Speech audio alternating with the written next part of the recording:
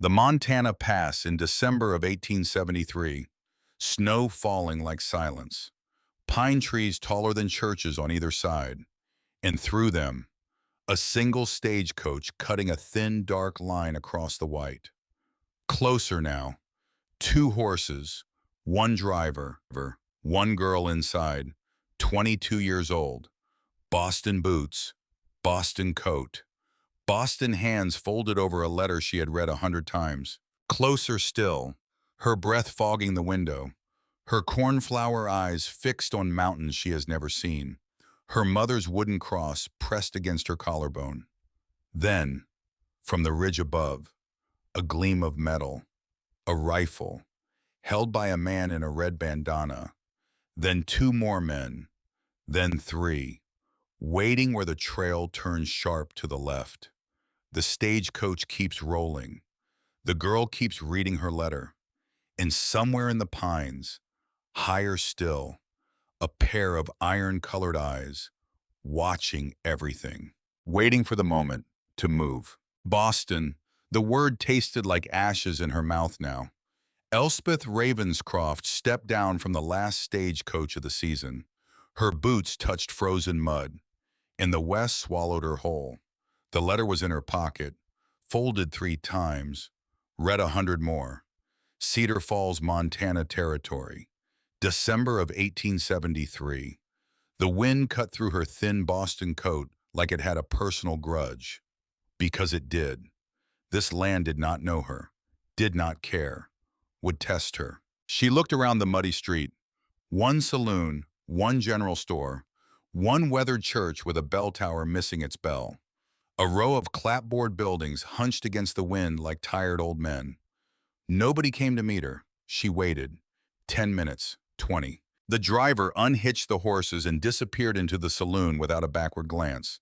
Her trunk sat in the frozen mud beside her. Her mother's wooden cross pressed cold against her chest inside her collar. And the sky was turning the color of wet slate. Snow was coming. She could smell it in the air. Elspeth was 22 years old. She had honey blonde hair pinned up beneath a modest gray bonnet, cornflower blue eyes, skin the color of milk that had never seen a Montana sun. Her mother had been a nurse during the war. Her father had bound books for the wealthy families of Beacon Hill. Both were gone now, buried side by side in a cemetery she would never see again. The letter in her pocket was her whole future. She reached for it once more, because reading it made him real. Mr. Barnaby Blackmore, Blackmore Ridge, Cedar Falls, Montana Territory, age 30, a man of property, a man of quiet habits, a man of Christian faith, a man who had lost too much and was ready to build again, a man who needed a wife. The letter had been signed in careful, deliberate handwriting, not the hand of a violent man, not the hand of a drunk. She had convinced herself of this over 3 long weeks of travel. Now she was here, and he was not. A woman in a wool shawl, the color of old blood, stepped out from the general store. She looked Elspeth up and down. Then she frowned. "You lost honey." Elspeth straightened her spine. "I am waiting for someone." "Who?" "Mr. Blackmore, Barnaby Blackmore, from Blackmore Ridge."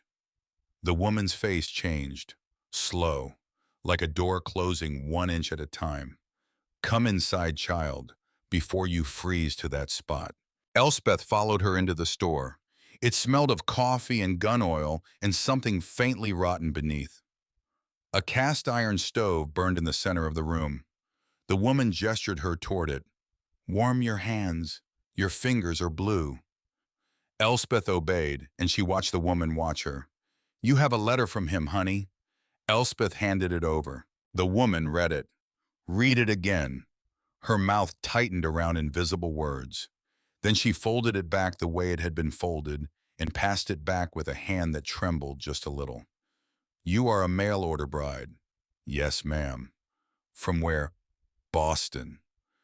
The woman closed her eyes, just for a moment. "Honey, my name is Mrs. Pettigrew. My husband is the mayor of this town, or what passes for one. And I have to tell you something. Elspeth's stomach turned to ice water. The Blackmore family, old Hollis Blackmore, built that ridge with his own hands. 3 sons, all grown men now, fine men, hard men, mountain men. Yes, and Barnaby, the eldest, his wife Winsome, and his little boy Amos, both of them, died 8 years ago. Mountain fever took them in 3 days. Elspeth heard the words, but they arrived from very far away. 8 years ago. That's right. Then why? Why did he write to me? Mrs. Pettigrew looked away. Honey, no man from that ridge has come down to this town in nearly 3 years. Not one. They keep to themselves. They bury their own, and they do not marry. Elspeth put a hand on the counter, because her knees had decided to stop. Then who wrote to me? Mrs. Pettigrew did not answer. Outside, the first snowflakes began to fall. Elspeth walked back into the wind, because sitting still was worse. The letter was still in her hand, and now it felt like a lie folded 3 times. Someone had written to her. Someone had signed the name of a widower who had not spoken to a stranger in 3 years. Someone had paid for her stagecoach ticket. Someone had waited for her to come, but not to marry. She stopped in the middle of the muddy street. The snow was falling harder now, fat, wet flakes that stuck to her lashes. She was alone, in a town she did not know, in a country she did not understand, with no return ticket, with her father's last $20 sewn into the hem of her dress, and with a letter that might be a trap. She could go back to Mrs. Pettigrew's store, except pity was not the same as safety. She could try the church, except the church had no bell. She could take a room at the inn, except every night in that inn was another dollar gone from her father's 20. Elspeth closed her eyes, and she prayed. Not out loud, just the way her mother had taught her when the war brought sick men into their Boston parlor, and there was nothing to be done but hold their hands. Lord, if you brought me here, then you have a plan, and I will find it. She opened her eyes. A man was standing across the street watching her. Tall, broad-shouldered, dressed in a heavy fur coat the color of bear. A wide-brimmed hat pulled low. Snow was collecting on his shoulders like he had not moved in some time. He caught her looking. He touched the brim of his hat. Then he turned and walked away. Elspeth stared after him, because there had been something in that gesture. Not menace, not exactly, but not welcome either. He had looked at her the way a man looks at a problem that has just landed at his feet. She hurried to Mrs. Pettigrew's door. Who was that man? Elspeth pointed. The one in the bear coat. Mrs. Pettigrew looked. Then her face went pale. That, honey, was Jericho Blackmore. Jericho. The middle brother. Elspeth's breath caught. So they are here, in town. They must be trading pelts before the pass closes, which means, oh, honey. What? Mrs. Pettigrew grabbed both of Elspeth's hands. Which means they can be reached. Which means you go find them, right now, before that snow turns into a whiteout. You march up to Jericho Blackmore, and you show him that letter and you demand an answer. Do you hear me? Elspeth nodded, because there was nothing else to do. She stepped back out into the snow, and she went to find him. She found him at the livery.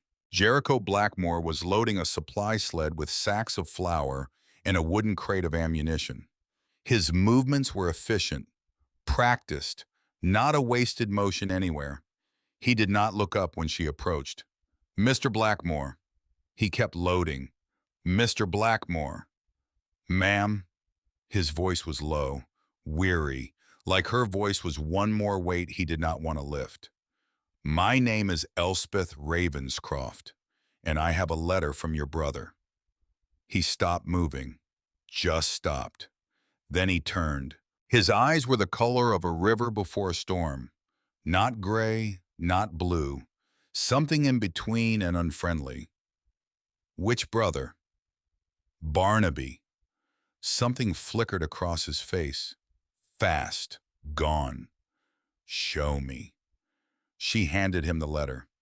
He read it. He read it again, and then he crumpled it in his fist. Get on the next stagecoach out of here, Miss Ravenscroft.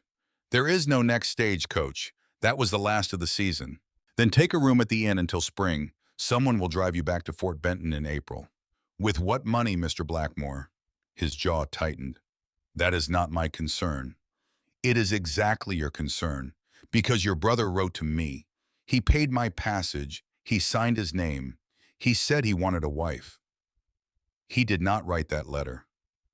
Then who did? Jericho did not answer. He looked past her, toward the mountains that rose behind Cedar Falls like the shoulders of a sleeping giant. Miss Ravenscroft, this is not a country for a girl from Boston. You will freeze, you will starve, you will break, and nobody up there is looking to fix you. Then take me to your brother. Let him tell me himself. No. Then I will find my own way. You will die. That is between me and the Lord. He looked at her then, really looked. Something in his face shifted, not softness, but something closer to it, reluctance. He shook his head. You are a fool. I am a paid fool, and I intend to be delivered. He almost laughed, almost. Then he shouldered his last sack of flour and threw it on the sled without another word. Elspeth stood in the snow watching him, because she had won something. She just did not know what. That night she took the smallest room at the inn. She paid $2. She counted what remained, $18, and a wooden cross, and a Bible her mother had read until the binding split. She lay on the thin mattress. She stared at the ceiling. She listened to the wind, and she made a plan. She would hire a guide. She would go to Blackmore Ridge herself, and she would demand the truth. By dawn she had found him. His name was Zebulon Rackham, a weather-beaten man in his 50s, missing 2 fingers on his left hand. Chewing tobacco stained the corners of his mouth brown. But he knew the trail. Blackmore Ridge. That is 3 days' ride, ma'am. Maybe 4 with this snow. How much? $15, plus you feed us both. 10, and I have my own food. He grinned, 2 teeth missing. 12, and you do not slow me down. Done. They shook. His hand was cold, rough. It felt like shaking hands with a piece of driftwood. Elspeth would remember that later. She would remember it very clearly. They left at first light on horseback. 2 horses, Zebulon and his shaggy mule. The town disappeared behind them within an hour. The mountains rose ahead like an argument that could not be won. Elspeth was not a horsewoman. Her back began to ache before noon. Her thighs, her shoulders, every muscle her mother had never told her existed. But she said nothing, because Zebulon was watching her. Not the way a guide watches a client. The way a man watches a locked door he has already been given the key to. She noticed it in the second hour. She was not sure why. Except that when he thought she was not looking, he glanced at the ridgeline to the north, then back down the trail behind them, then at her, and then he wet his lips. Once, twice, a third time. It was a third time that scared her. By nightfall, they made camp in a stand of pines. Zebulon built the fire. She unrolled her bedroll on the opposite side of it. You pray before you eat, girl. Yes. Then pray. She bowed her head. She said the words her mother had said every meal of her childhood. She thanked God for the food, for the fire, for the path ahead. She did not say what she was really thinking, which was, Lord, if this man is not what he seems, send help. She slept with the wooden cross clutched in her fist. The attack came just after dawn on the second day. They were riding through a narrow pass. Snow-covered pines pressed close on both sides. The trail turned sharp to the left, and that was where they were waiting. 3 men, rifles up, faces covered with dirty red bandanas. The lead man called out, Zebulon. Not a shout, a greeting. Elspeth's blood turned to river water, because Zebulon did not reach for his gun, because Zebulon reined in his mule and nodded. because Zebulon looked at her the way a butcher looks at a lamb. You said she would have money. She does.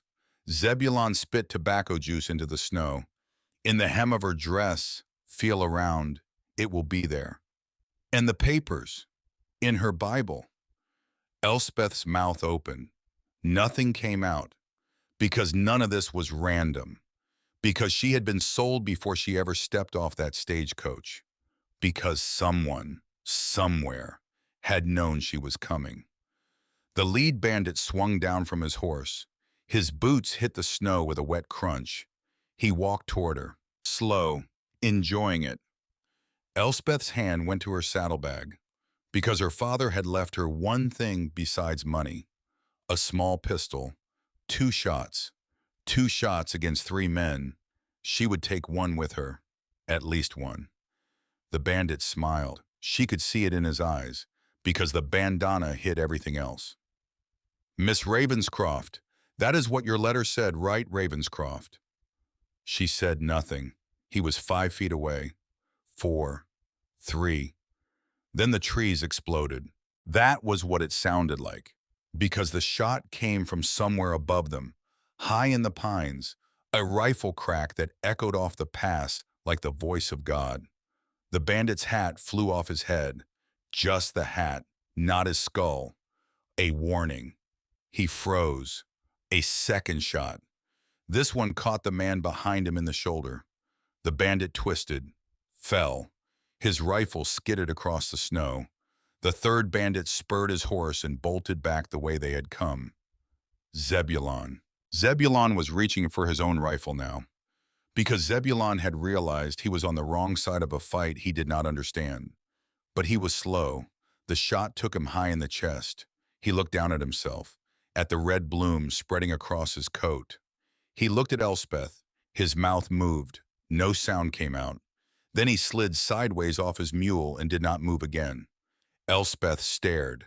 The lead bandit was on his knees now, his hands up, his whole body shaking.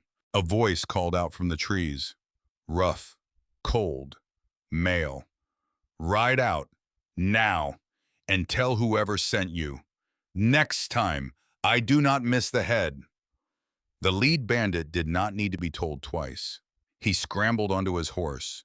He grabbed the reins of the wounded man's mount, and they crashed away through the trees. Silence returned to the pass. Elspeth sat on her horse. She was still holding the pistol. She had not remembered drawing it. The snow began to fall harder, and a figure stepped out of the pines. Tall, in a fur coat, a rifle slung across his back. Snow on his shoulders. His face was mostly hidden by a black wool scarf. Only his eyes were visible, eyes the color of old iron. He walked toward her. She could not move. He stopped 10 feet away. Miss Ravenscroft. Her name in his mouth was strange, careful, like he was handling something breakable. She nodded, because words had left her. He looked at Zebulon's body, then at the blood in the snow, then at her again. You are hurt. She looked down. She had not felt it, but her sleeve was red. A ricochet, maybe, or a splinter of rock. Her whole arm was cold and going numb. Not much. Enough. He came closer, slower now, the way a man approaches a horse that might bolt. He reached out. He touched her hand. His fingers were rough, warm, alive. Come, there is a cabin 2 hours from here. My brothers are waiting. You will not die today, Miss Ravenscroft. Not on my watch. His name was on the tip of her tongue. She had to ask. She had to know which one. Which brother are you? He paused, then he pulled down the scarf, just enough to show his mouth. Barnaby. He said it like a confession. And then the world tilted sideways, and the last thing Elspeth Ravenscroft heard before the dark came for her was the sound of her own body sliding out of the saddle into the arms of a stranger who had just saved her life. She woke to warmth, real warmth, the kind that reached into the bones and thawed them slowly, painfully, because feeling had to come back, and feeling meant hurting first. The bed beneath her was piled with furs, bare, Wolf. Something soft she did not recognize. Above her was a low ceiling of hand-hewn beams. The smell of the room was pine and wood smoke, and something faintly medicinal. Yarrow. Her mother had used yarrow. She turned her head. A fire was burning in a stone fireplace big enough to roast a whole deer. Beside the fire sat a small wooden stool. On the stool sat a man. He was watching her. He was the man who had saved her. Or so she thought. Except his hair was slightly shorter, his jaw was slightly softer, and his eyes were kinder. You are awake. Good. She tried to sit up. He was there in an instant. Slow, you lost blood. Not much, but your body is still deciding whether to trust us. You are not. Not Barnaby. No. He smiled, small, warm. I am Thaddeus, the youngest. She stared at him. He looked exactly like the man who had knelt in the snow beside her, except he did not. Because Thaddeus had a small scar at the corner of his eyebrow, and no beard, and his mouth was kinder. She swallowed. There are 3 of you. Yes, ma'am. And you all look alike. Yes, it confuses everybody. Our mother used to say we cost her 1 gray hair for each of us, and she had a lot of gray hair. Your mother. She died in childbirth, having us, all 3 at once, that kind of thing. Well, it changes a family. Thaddeus was pouring something from a kettle into a wooden cup. Broth that smelled of onion and venison and the woody sweetness of dried mushrooms. Drink. She drank. The heat spread through her chest like grace. How long? 3 days you were feverish. My brother Barnaby brought you in half frozen. Your arm was cut, not deep, but cold makes small wounds into big problems out here. 3 days. She had been unconscious in a strange cabin, with 3 strange men. 3 days. Panic rose in her throat. Thaddeus saw it, because his face was easy to read, because he was the kind of man whose face had never learned to lie. You were never alone, Miss Ravenscroft. Never. My brothers and I took turns sitting outside your door, and I want you to know, not a hand was laid on you. Not once. On our father's grave, on our mother's memory, you are safe. Something in the way he said it made her believe it. She lay back against the furs. Where are the others? Barnaby is outside splitting wood, because he splits wood when he does not know what to say. And Jericho is somewhere in the woods, because he hunts when he is angry, and he is very angry. Angry at me. Thaddeus looked at her with something that might have been pity, or something better than pity. No, not at you. She waited. He set the cup down. He is angry because a woman came to our door because of a letter one of us wrote, and none of us knows which one of us wrote it. The words did not make sense at first. Then they did, and her stomach dropped. You do not know. No, ma'am. But Barnaby said, he wrote it. He said, Barnaby said what needed to be said to keep you alive. Because if you had known the truth in that pass, you might have tried to ride away from us, and you would not have survived the night. Elspeth closed her eyes, because the world was too much, because she was in a cabin with 3 brothers. None of them knew who had written to her. All of them had inherited her arrival like a debt they had not asked for. And out there, somewhere, someone had paid a man to sell her to bandits. Miss Ravenscroft. Please, Elspeth. He nodded. Elspeth, I have to ask, do you have that letter? The original letter you received in Boston. She reached for the wooden cross at her throat. It was still there. Someone had left it. Someone had known enough not to take it off. It is in my Bible, which was in my saddlebag. We have it. Everything you brought is safe. Rest now, when you are strong enough. We will look at that letter together, all 3 of us, and we will find out which one of us wrote it, and why. He stood. He was tall, very tall, like his brothers. But he moved like a man who had learned to make himself small in small spaces, like a man who apologized to doorways before he ducked through them. At the door he paused. Elspeth, yes, you are the first woman to sleep under this roof in 8 years, and I know you did not choose this. But, well, for what it is worth, Winsome would have liked you. He closed the door behind him. And Elspeth Ravenscroft, 22 years old from Boston, lay in a cabin at the top of the world and wept for the first time since her father died. She waited until sundown because she needed to be dressed, standing, composed, because a woman in a strange bed with tear tracks down her cheeks is not a woman who can bargain. Someone had laid out her dress on the back of a chair. Someone had brushed the mud from it. Someone had left a basin of warm water beside the bed and a folded towel that smelled of lavender soap. Lavender. In a mountain cabin. She washed. She dressed. She pinned her hair up as best she could without a mirror. She picked up her Bible from the bedside table and she opened the door. The main room of the cabin was larger than she had expected. A long, rough plank table ran down the middle. A stone fireplace at one end. A ladder to a loft at the other, skins on the walls, a rifle above the mantel, and three men, sitting at the table, waiting for her. They rose when she entered, all three at once. It was almost comical, except her heart was hammering so hard she thought they must be able to hear it. She had thought Thaddeus was the youngest, and now she saw why.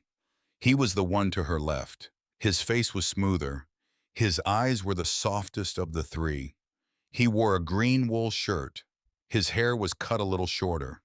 The man in the middle was Barnaby. She knew him from the past, the set of his shoulders, the weight of him. He wore a dark shirt buttoned high at the throat. His hair was tied back. His face was covered by a short, trim beard. His eyes were the color of iron in a river. And the third had to be Jericho, because he did not rise all the way, because he came halfway up and then he sat back down. Like standing for her was more than he could pretend to owe. His hair was longer than his brother's, his beard was fuller, and his eyes. His eyes were the eyes of the man in the bear coat outside Mrs. Pettigrew's store. Elspeth held her Bible against her chest like a shield. Barnaby spoke first. Miss Ravenscroft. Elspeth, please, if we are going to be honest with each other, and I intend for us to be. His mouth twitched, not a smile, but almost. Elspeth, please sit. She sat. They sat. Nobody spoke for a long moment. The fire crackled. Somewhere outside a horse whinnied. And Elspeth put her Bible on the table in front of her, and she opened it and she took out the letter. She smoothed it flat. This letter was delivered to me in Boston 6 weeks ago, along with a stagecoach ticket and a bank draft for $20 for my expenses. It is signed, Barnaby Blackmore, Blackmore Ridge, Cedar Falls, Montana Territory. She pushed it across the table. Barnaby picked it up. He read it. The color drained slowly from his face. He handed it to Thaddeus. Thaddeus read it. His eyebrows climbed toward his hairline. Thaddeus handed it to Jericho. Jericho read it, and then Jericho set it down very carefully, as if it were a live snake. That is your handwriting, Barnaby. Barnaby did not answer. Barnaby. I know. You wrote this. I did not send it. I did not send it, Jericho. Then who mailed it? Who paid the postage? Who put $20 in an envelope? I do not know. Barnaby. I do not know, Jericho. Barnaby's voice was low, rough, like a wheel dragging over stone. I wrote it. I wrote it 8 months ago, on a bad night, on a very bad night, and I burned it in the fireplace. Or I thought I burned it. Elspeth watched him, because he was telling the truth, because she had seen enough grieving men in her mother's parlor during the war to know what a wound sounded like when it opened. What night? Barnaby looked at her. Excuse me. What night, Mr. Blackmore? What night were you sitting at a table writing to a woman you did not know? The silence stretched. Then Barnaby said it. The 8th anniversary of my wife's death and my son's, December 6th. The two of them are buried together on the hill behind this cabin. And I sat here that night with a bottle of whiskey and I thought maybe I would try. Maybe I owed it to them to try, to not be a ghost anymore. So I wrote a letter to an agency in Chicago, and then I looked at the letter, and I could not send it, so I threw it in the fire. Except you did not. I thought I did. Somebody took it out. Barnaby looked at his brothers. Thaddeus shook his head slowly. Not me. Jericho met his brother's eyes. Not me. And Elspeth watched three men who had lived in the same house for 30 years look at each other and realize that somebody had walked into their cabin and taken a letter out of the ashes and mailed it to Boston because somebody wanted her here. Somebody who had known Barnaby's grief. Somebody who had known Barnaby's hand. Somebody who wanted the Blackmore family occupied, distracted, softened, or destroyed. Elspeth folded her hands in her lap. She lifted her chin. Gentlemen, I did not come here to be a burden. I did not come here to be a pawn, and I did not come here to leave. My father is dead. My mother is dead. I have $18 in the hem of my dress and one wooden cross my mother gave me. I signed a contract before God, and the man whose name is on the contract sits in this room. So I ask you plainly, do you honor it or do you not? Barnaby looked at her. He did not look away. Miss Ravenscroft. Elspeth. Elspeth, I do not know you. I do not know what kind of woman you are, and I do not know what kind of God brought you here. But I know this. I did not write that letter to trap you. I did not send it, and I will not turn a woman out of my house in a Montana winter. Whatever we are, to each other. From this day forward, we will figure it out, and we will figure it out honest. Jericho snorted. Barnaby. Not now, Jericho. Barnaby, she could be part of this. Whoever mailed the letter, she could be part of it. Elspeth's back straightened. Sir, I am a stranger in this house, but I am not a fool, and I do not appreciate being called one. Jericho looked at her for a long second. Then he pushed back from the table. Ma'am, I meant no offense. I meant caution. This is a dangerous time for all of us. Then we will be cautious together. He looked at her for another long second. Then he nodded once, sharp, and he walked out of the cabin into the snow. Thaddeus watched him go. Then he turned back to Elspeth with a soft, almost apologetic smile. He will come around. Give him a week. I do not intend to give him a week. I intend to earn it. Barnaby looked at her then, and for the first time, his eyes changed just a little, like a door opening 1 inch. That night Elspeth slept in the small room at the back of the cabin. It had been Winsome's sewing room. Then it had been a storeroom.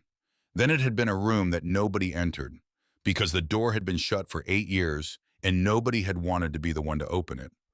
Thaddeus had aired it that afternoon. Barnaby had swept the floor. Jericho had said nothing and gone back out to the woodpile. The bed was narrow. The mattress was fresh straw covered in clean linen. There was one small window that looked out onto the mountainside. There was a small wooden trunk at the foot of the bed. And there was on the wall a single frame sampler stitched in careful blue thread. Trust in the Lord with all thine heart. Elspeth touched the frame with her fingertip. Winsome had made this. The woman who had died 8 years ago. The woman whose husband was now somehow hers. Elspeth knelt beside the trunk. She should not open it. She knew she should not open it, except she was going to open it. Because she needed to know who Winsome had been. Because a woman does not marry a widower without meeting his ghost.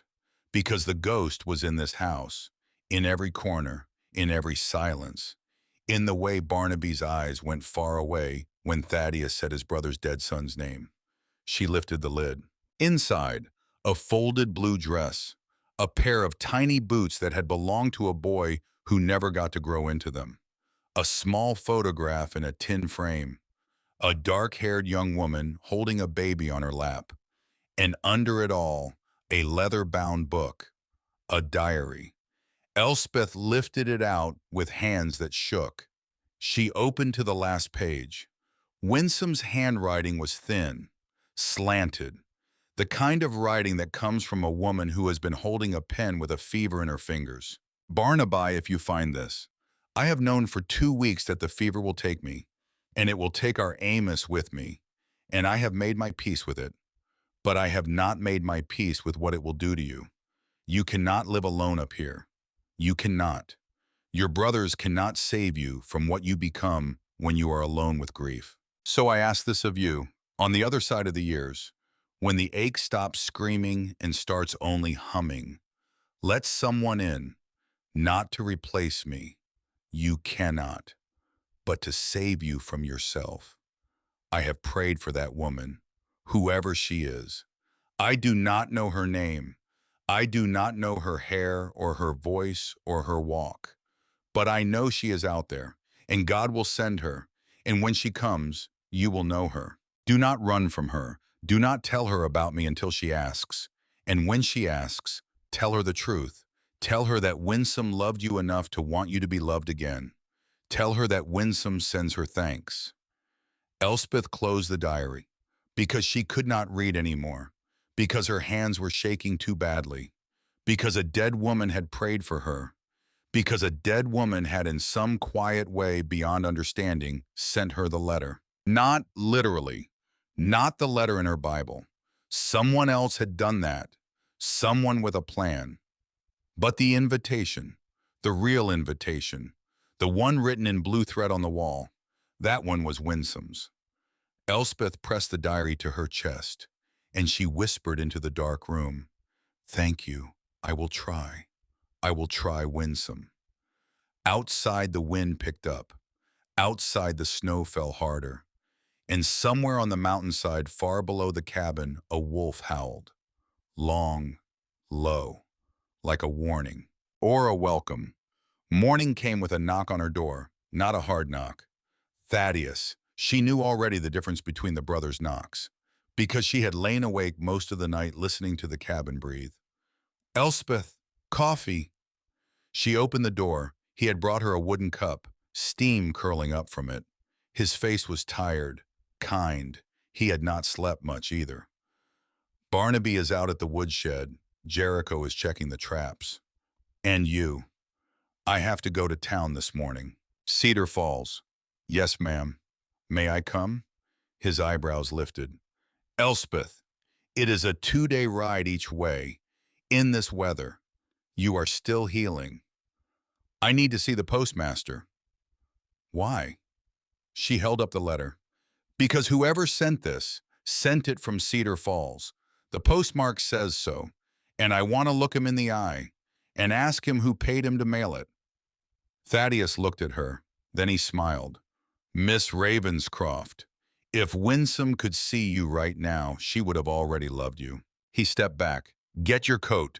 We leave in an hour." They did not make Cedar Falls. They made 3 miles, because the 3rd mile was where they found the child. He was curled at the base of a lightning-struck pine. His clothes were too thin. His lips were blue. He was clutching a small tin whistle in his fist so tight that when Thaddeus pried it loose, the boy's fingers stayed curled around empty air. And behind him, standing very still, watching them, a wolf. Gray, lean, one paw held up, wounded once, long ago, healed crooked. The wolf did not run. The wolf watched Thaddeus lift the child. The wolf watched Elspeth wrap her own coat around the small body. The wolf watched them turn their horses back toward the ridge. And the wolf followed, at a distance, all the way home. Thaddeus laid the boy on the rug in front of the fire. Barnaby came in from the woodshed. He took one look at the child, and his knees folded under him. He went down on the boards beside the boy, and he touched the boy's face with the flat of his palm, just once. "Barnaby. He looks like Amos." Elspeth felt the room shift, because it was true, because Thaddeus had gone very still, because Barnaby's eyes were wet, and he was not a man who wept. "What is your name, boy?" The child opened his eyes, just barely, blue eyes, big, frightened. His voice came out in a whisper thin as smoke. "Phineas, Phineas, who is your mother?" "Dead." "Who is your father?" "Dead." "Who killed them?" The boy's chin trembled. "The tall man." "What tall man?" "With the silver watch chain and the yellow horse. He came to our farm. He said Papa owed him money. Papa said he did not. And then, and then the tall man's men, they, and Mama told me to run, and I ran, and the wolf found me." The boy's eyes closed again, because that was all the strength he had, because saying those things had cost him everything he had left. And then he slept, and he would sleep for 2 days more. Elspeth felt Barnaby go rigid beside her. Jericho had come in. He stood in the doorway, his coat covered in snow, his face carved from stone. Tall man, silver watch chain, yellow horse.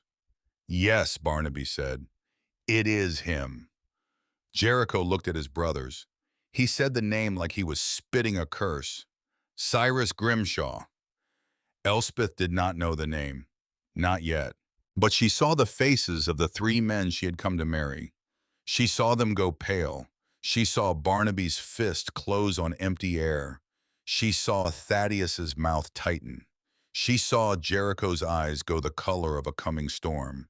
And she understood something without being told. That her arrival, and this boy, and the bandits in the pass, and the letter pulled from the ashes were all connected, somewhere, somehow, by a man named Cyrus Grimshaw.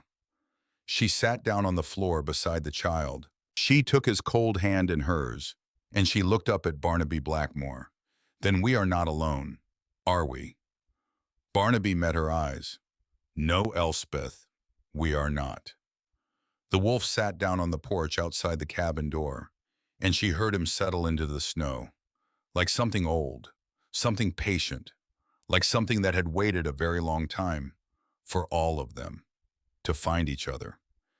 The boy slept for 2 days, not the sleep of a healthy child, the kind of sleep the body forces on itself when it has run out of other options.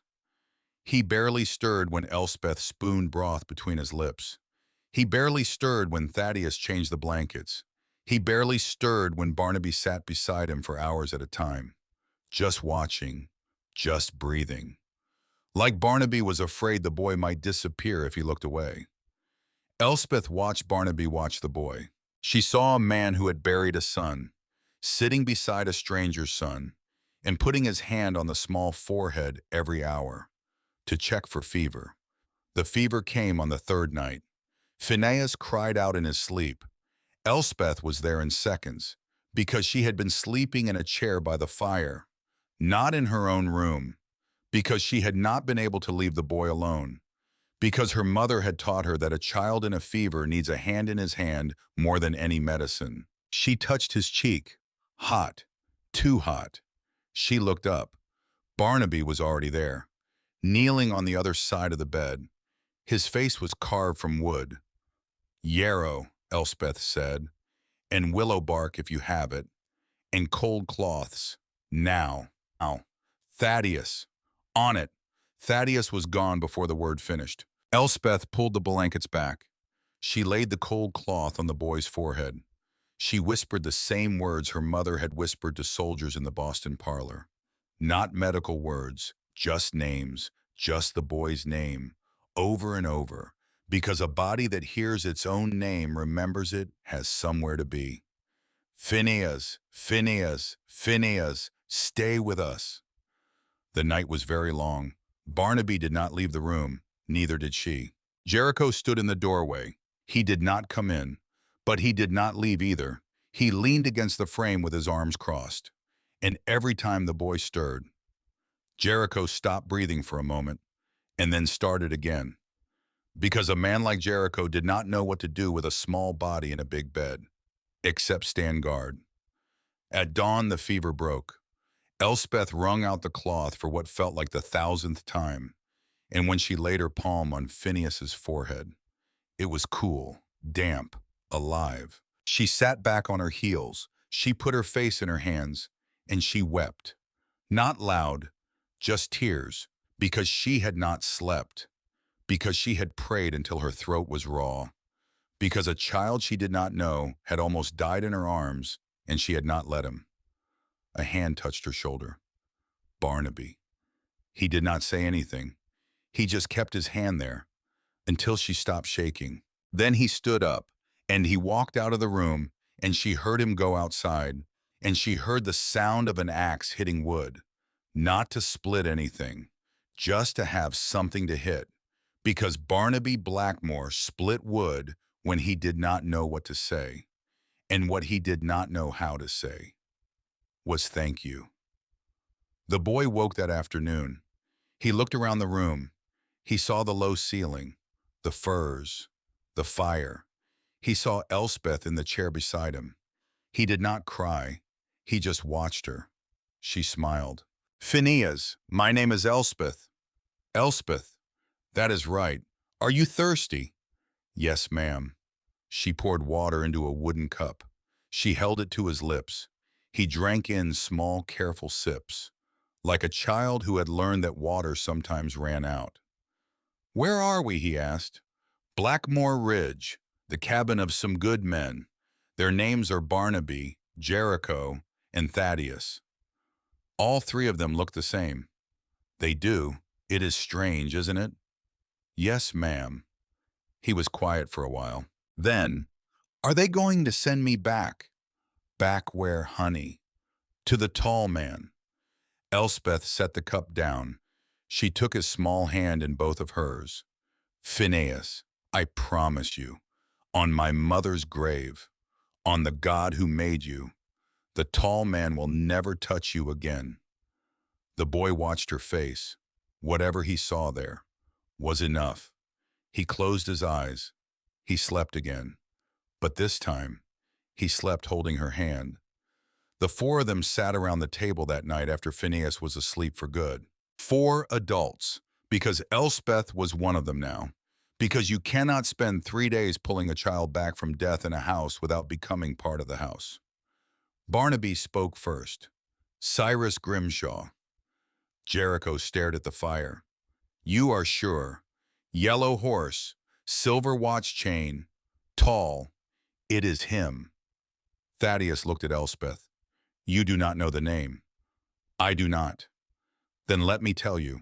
Thaddeus was the one who talked, because Thaddeus had the words. Barnaby had the grief. Jericho had the rage. But Thaddeus had the words. Cyrus Grimshaw owned half of Cedar Falls, the bank, the land office, 3 of the 4 saloons, a general store that competed with Mrs. Pettigrew's, and most of the ranches from the Muscle Shell River to the eastern edge of the territory. I wanted the 4th saloon, he wanted the last general store, and he wanted the railroad to come through Cedar Falls, so that he could own everything that came off the trains and everything that went onto them. But the railroad needed a route, and the only route through the mountains ran through Blackmore Ridge. Barnaby's father, Old Hollis, had homesteaded the whole ridge in the years after the war. The deed was clean, the land was theirs. Grimshaw had offered to buy them out 3 times in the last 4 years. Barnaby had said no every time. The offers had been generous, then insulting, then threatening. And now, Elspeth said quietly, he is not offering any more. Thaddeus nodded. He is taking. And the letter. My letter. Jericho spoke for the first time. The letter was to bring somebody up here. Somebody Grimshaw could use. Use how? Use as leverage. A woman on the ridge. A young woman. Somebody to blame something on. Somebody to kidnap. Somebody to hurt. And then somebody Grimshaw could offer to return in exchange for the deed. Elspeth felt cold, because it made sense. Because she was the perfect target. A woman from far away, with no family, with no one to raise an army over her, with nothing to give the world if she disappeared, except three men who had already lost too much, three men who might sign anything to save her. He wanted me kidnapped in the pass. Yes. He wanted the Blackmores to receive a ransom letter. Yes. But Barnaby got there first. Barnaby looked up. I got the tip from Mrs. Pettigrew before we left town. She heard something in her store, a man asking too many questions about the incoming stage. I did not know your name. I did not know your face. But I rode after Zebulon because I know what Zebulon is, and because if a woman was on that trail with him, it was already wrong. Elspeth looked at him for a long moment. You saved my life. I did what any decent man would do. No, you did what a good man does. There is a difference. Barnaby's jaw worked. He did not answer, but he did not look away either. Jericho stood up. So what do we do now? Thaddeus set his cup down. We keep the boy. We keep Elspeth. We fortify the cabin. We watch the trails, and we get through the winter. And in the spring, we find Cyrus Grimshaw, and we finish what he started. Elspeth spoke. No. Three sets of eyes turned to her. No, we do not become him. We do not solve this with more blood. We solve it with the law and with proof and with witnesses, so that when he falls, he stays fallen, and so that when Phineas is a grown man, he does not have to look over his shoulder for the rest of his life. Silence, then Barnaby said, Quiet. She is right. Barnaby. She is right, Jericho. If we kill Grimshaw, his men come for us. His bankers come for the deed. His judges come for the boy. But if we take him to court, if we do this the way she says, then it ends. And how do we get proof, Barnaby? He is a rich man, and rich men do not leave proof lying in the snow. Elspeth reached into her pocket. She took out the letter. The letter is proof. His handwriting is not on it, but somebody paid the postmaster in Cedar Falls to mail it. And that somebody wrote something on the receipt. And postmasters keep receipts. All I need is to see it, and I will know. Thaddeus smiled, slow, impressed. Miss Ravenscroft, Winsome would have really liked you. Barnaby did not smile, but something in his face warmed, just a little. The days that followed were quiet, not peaceful, watchful, because the whole cabin was watching, but quiet, because winter had settled in like a heavy hand, and the snow was too deep now for Grimshaw's men to come and go easily. Elspeth taught Phineas his letters at the kitchen table. He was a bright boy, careful, cautious with his own smile. But he learned fast, and by the end of the first week he was writing his name in careful capitals on the flat of a wooden board that Thaddeus had smoothed just for him. Barnaby watched them from the doorway sometimes. He never came all the way in. He just stood there, his shoulder against the frame, watching a woman who was not his wife teach a boy who was not his son to write letters in woodchalk. And every time Elspeth caught his eye, he looked away, not because he did not want to be seen, because he did not know how to be seen. Not anymore. She began to learn the brothers. Thaddeus she learned first, because Thaddeus was the easiest to know. He read poetry aloud in the evenings. Emily Dickinson, Longfellow, some Whitman. He had a wooden box of books he had carried up from the town over years. He knew where every book was and what page he had loved the most.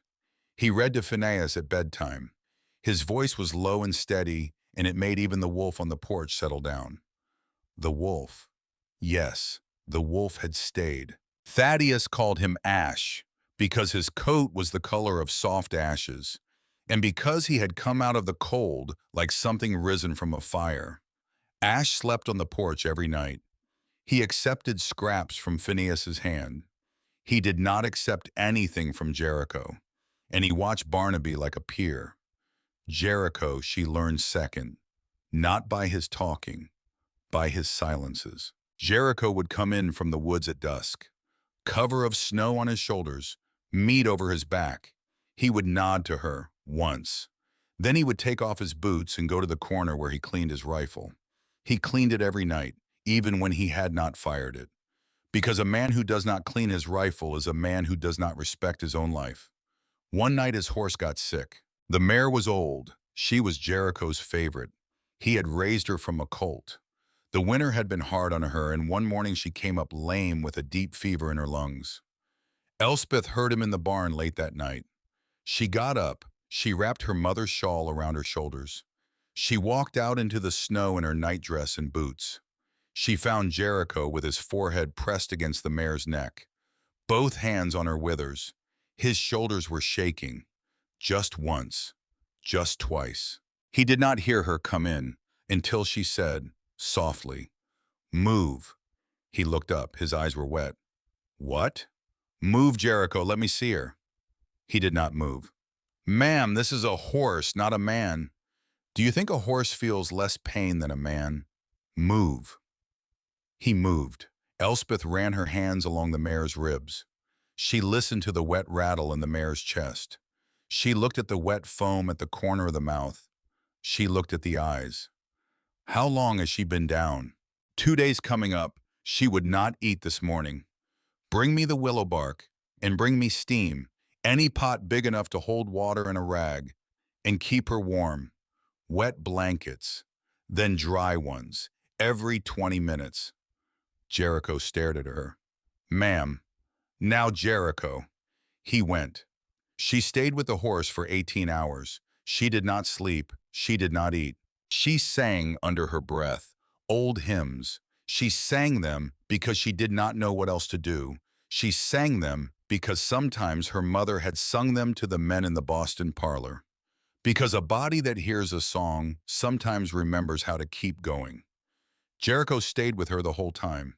He did not speak much, but he brought the willow bark. He brought the steam. He brought the blankets. He brought her a cup of coffee at midnight, then another at 4 in the morning, then a bowl of cornmeal at dawn. And when the mare finally lifted her head and turned to look at Jericho, weakly but alive, he sat down on a pile of straw and put his hands over his face. "Ma'am." "Elspeth. Just call me Elspeth." "Elspeth." "Yes. I owe you." "You do not." "I do." She sat down on the straw beside him. "Jericho, listen to me. A woman does not walk into a barn to save a horse to be owed. She walks in because a life is a life, and because a man loved that horse enough to cry over her, which means the horse was worth saving." He looked at her for a long moment. Then he stood up. He took off his own wool coat. He laid it around her shoulders, because she was shivering, and she had been shivering for hours, and she had not noticed. He walked out of the barn without another word. By the time she got back to the cabin, the coat still smelled of him. Wood smoke and cedar and something warm. She sat down in her chair by the fire. She did not take the coat off, and that was how Barnaby found her when he came down for coffee at first light, asleep, wrapped in Jericho's coat. He stood in the doorway for a long moment. He did not wake her. He just built up the fire, and then he went outside to split wood. Because Barnaby Blackmore did not know what to do with his own heart, except swing at it. Barnaby, she learned last, because Barnaby did not offer himself. He had to be found. She found him one afternoon in the small carpenter's shed behind the cabin. Snow was falling gently. The world was quiet. She had come out to gather more wood for the kitchen stove, and instead she heard the sound of a plane over pine. She looked in. Barnaby was building something. A small chair, child-sized, rockers on the bottom. He was rubbing beeswax into the arms. She stood in the doorway. He did not look up, but he said, "For the boy." "Phineas." "Yes." "That is kind. It is a chair. It is a kindness." He finally looked up. His eyes were tired, but something in them was not as far away as it had been. She stepped inside. "May I?" "Elspeth, it is my shed." "Yes, and you are letting me in." He half smiled. Half. He gestured to a stool near the workbench. She sat. They did not talk, not for a long time. He worked. She watched. She learned the way he held wood, the way he tested its grain with his thumbnail, the way he blew sawdust off with a breath so soft it barely moved. He worked like a man who was praying, except with his hands. Finally, she said, Winsome would have liked this chair. His hand stopped, just for a second. Then he kept going. You read the diary. She looked at the floor. Yes, I am sorry. I should not have. Elspeth. Yes. She left that trunk for whoever came after her. Elspeth looked up. How do you know? Because she told me she would. The room was very quiet. He set the plane down. Winsome was sick for a long time before the fever took her. Longer than she let on. She knew. She wrote for months, not just the diary, letters, notes, little things, things for me, things for anyone who might come, she said. She said she did not want my grief to be a fortress. She said grief that has no door is a tomb. Elspeth put her hand on the workbench, just her hand, near his hand, not touching. He looked at her hand for a long time. Then he set the plane down. You should get back inside. You are shivering. Barnaby. Elspeth, you do not owe her your loneliness. She did not ask for it. He looked at her, his eyes filled up with something that was not quite tears, but close. I know. Oh. Then let it go, a little, one knot at a time, not all at once. He nodded, once. Then he picked up the plane and went back to work. But when she got up to leave, he said, very quietly, Elspeth, yes, come back tomorrow. I will. The days grew shorter. Christmas week arrived like a hand at the door. Thaddeus rode down into the pines and brought back a small fur. Phineas decorated it with pine cones and scraps of red ribbon Elspeth had unraveled from the trim of her traveling dress. Jericho carved a small wooden angel and put it on top with the awkward tenderness of a man who was not sure his hands could do soft things. They cooked. Elspeth made cornbread. Thaddeus baked apples. Jericho brought in a wild turkey. Barnaby made cider. They ate at the long table.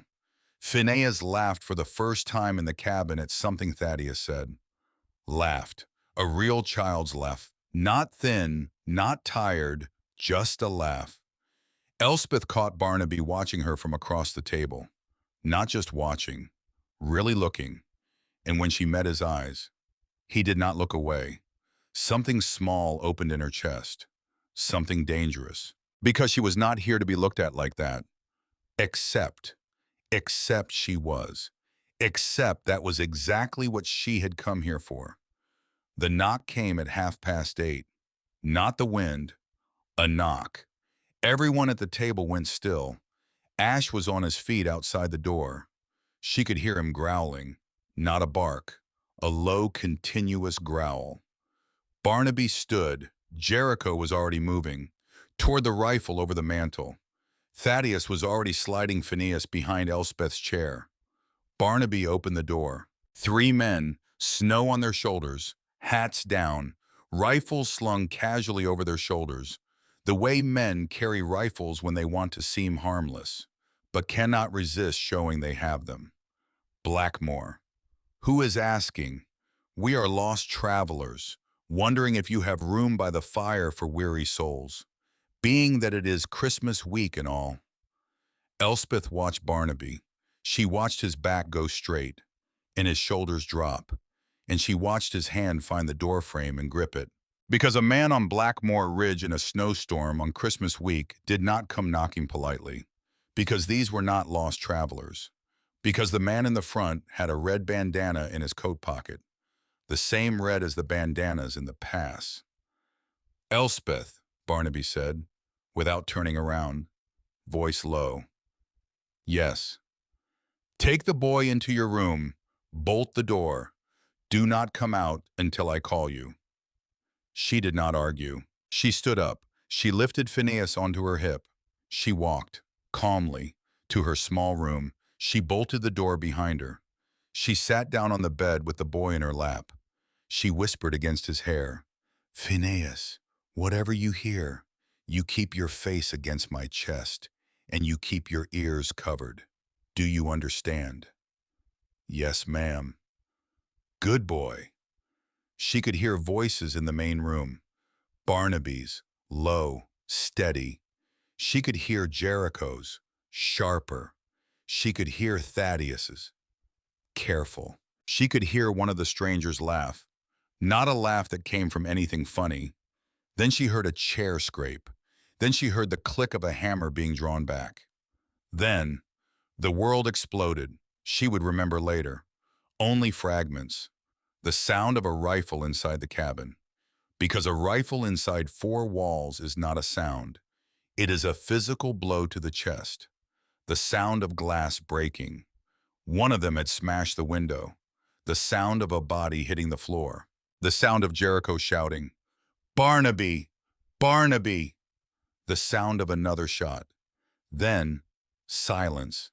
Then, Barnaby's voice, hoarse, ragged. "Thaddeus! Thaddeus!" She did not wait. She undid the bolt. She put Phineas back on the bed. She pointed at him. "Stay." "Yes, ma'am."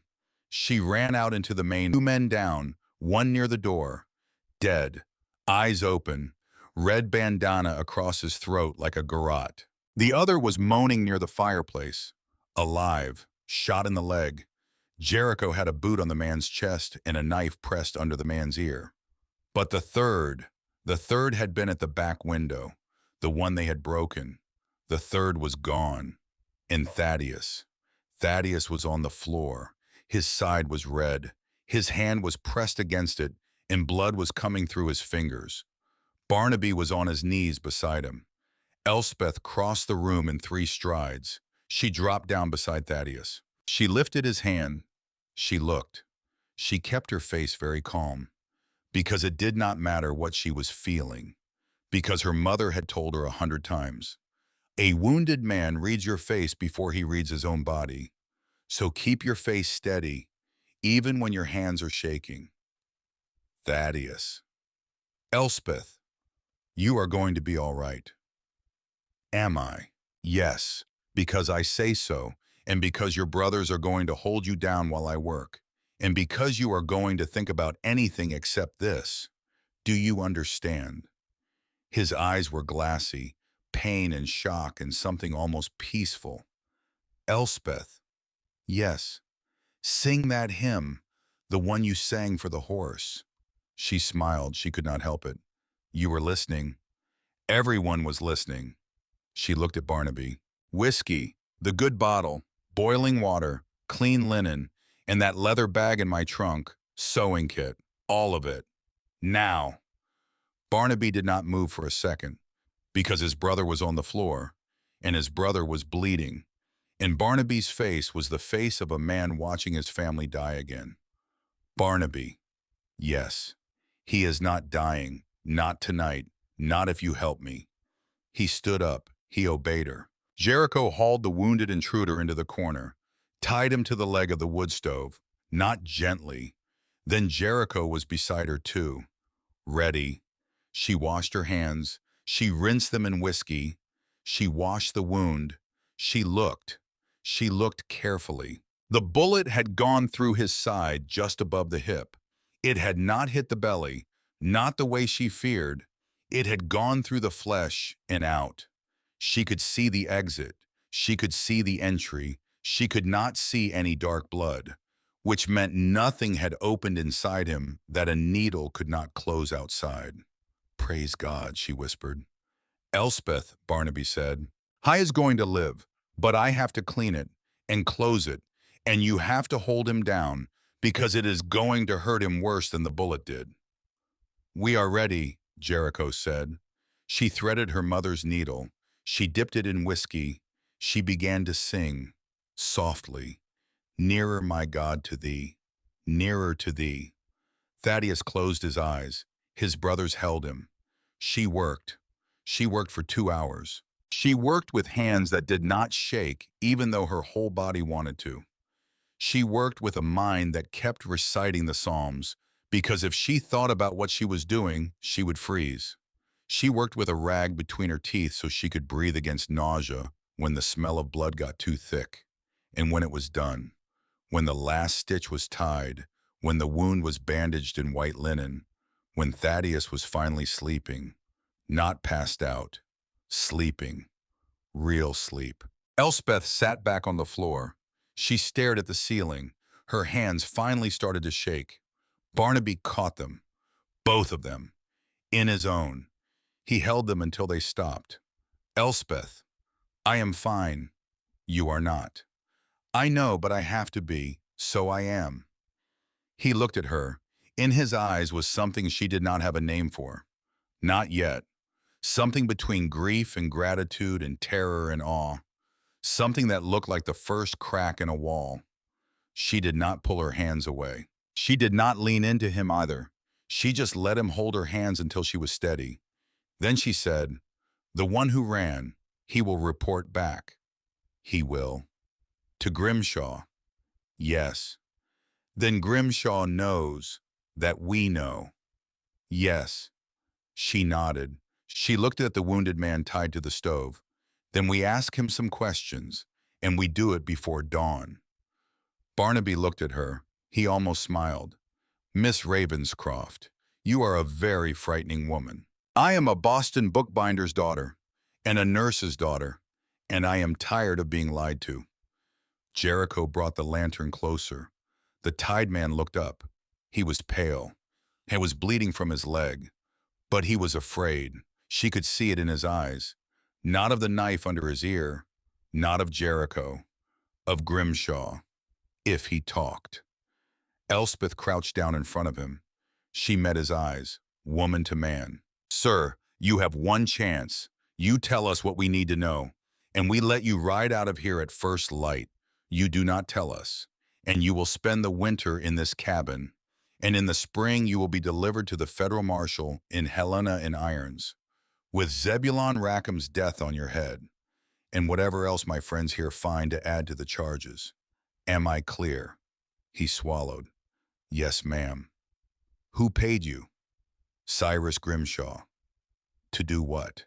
To kidnap you and the boy, take you both to the Grimshaw ranch, hold you there until the Blackmores gave up the deed. Who else works for Grimshaw? Half the town, ma'am. Half. Names. He gave her names, 6 of them. She wrote them down on a page torn from her Bible, because she did not have any other paper. She wrote them down in careful hand, because a woman with a list in a Bible is a woman who is not going to forget. Then she stood up. She looked at the man. One more question. Why me? Why did Grimshaw pick me out of every woman in every catalog? The man hesitated. Jericho pressed the knife a fraction closer. The man said it very quickly. Because your father.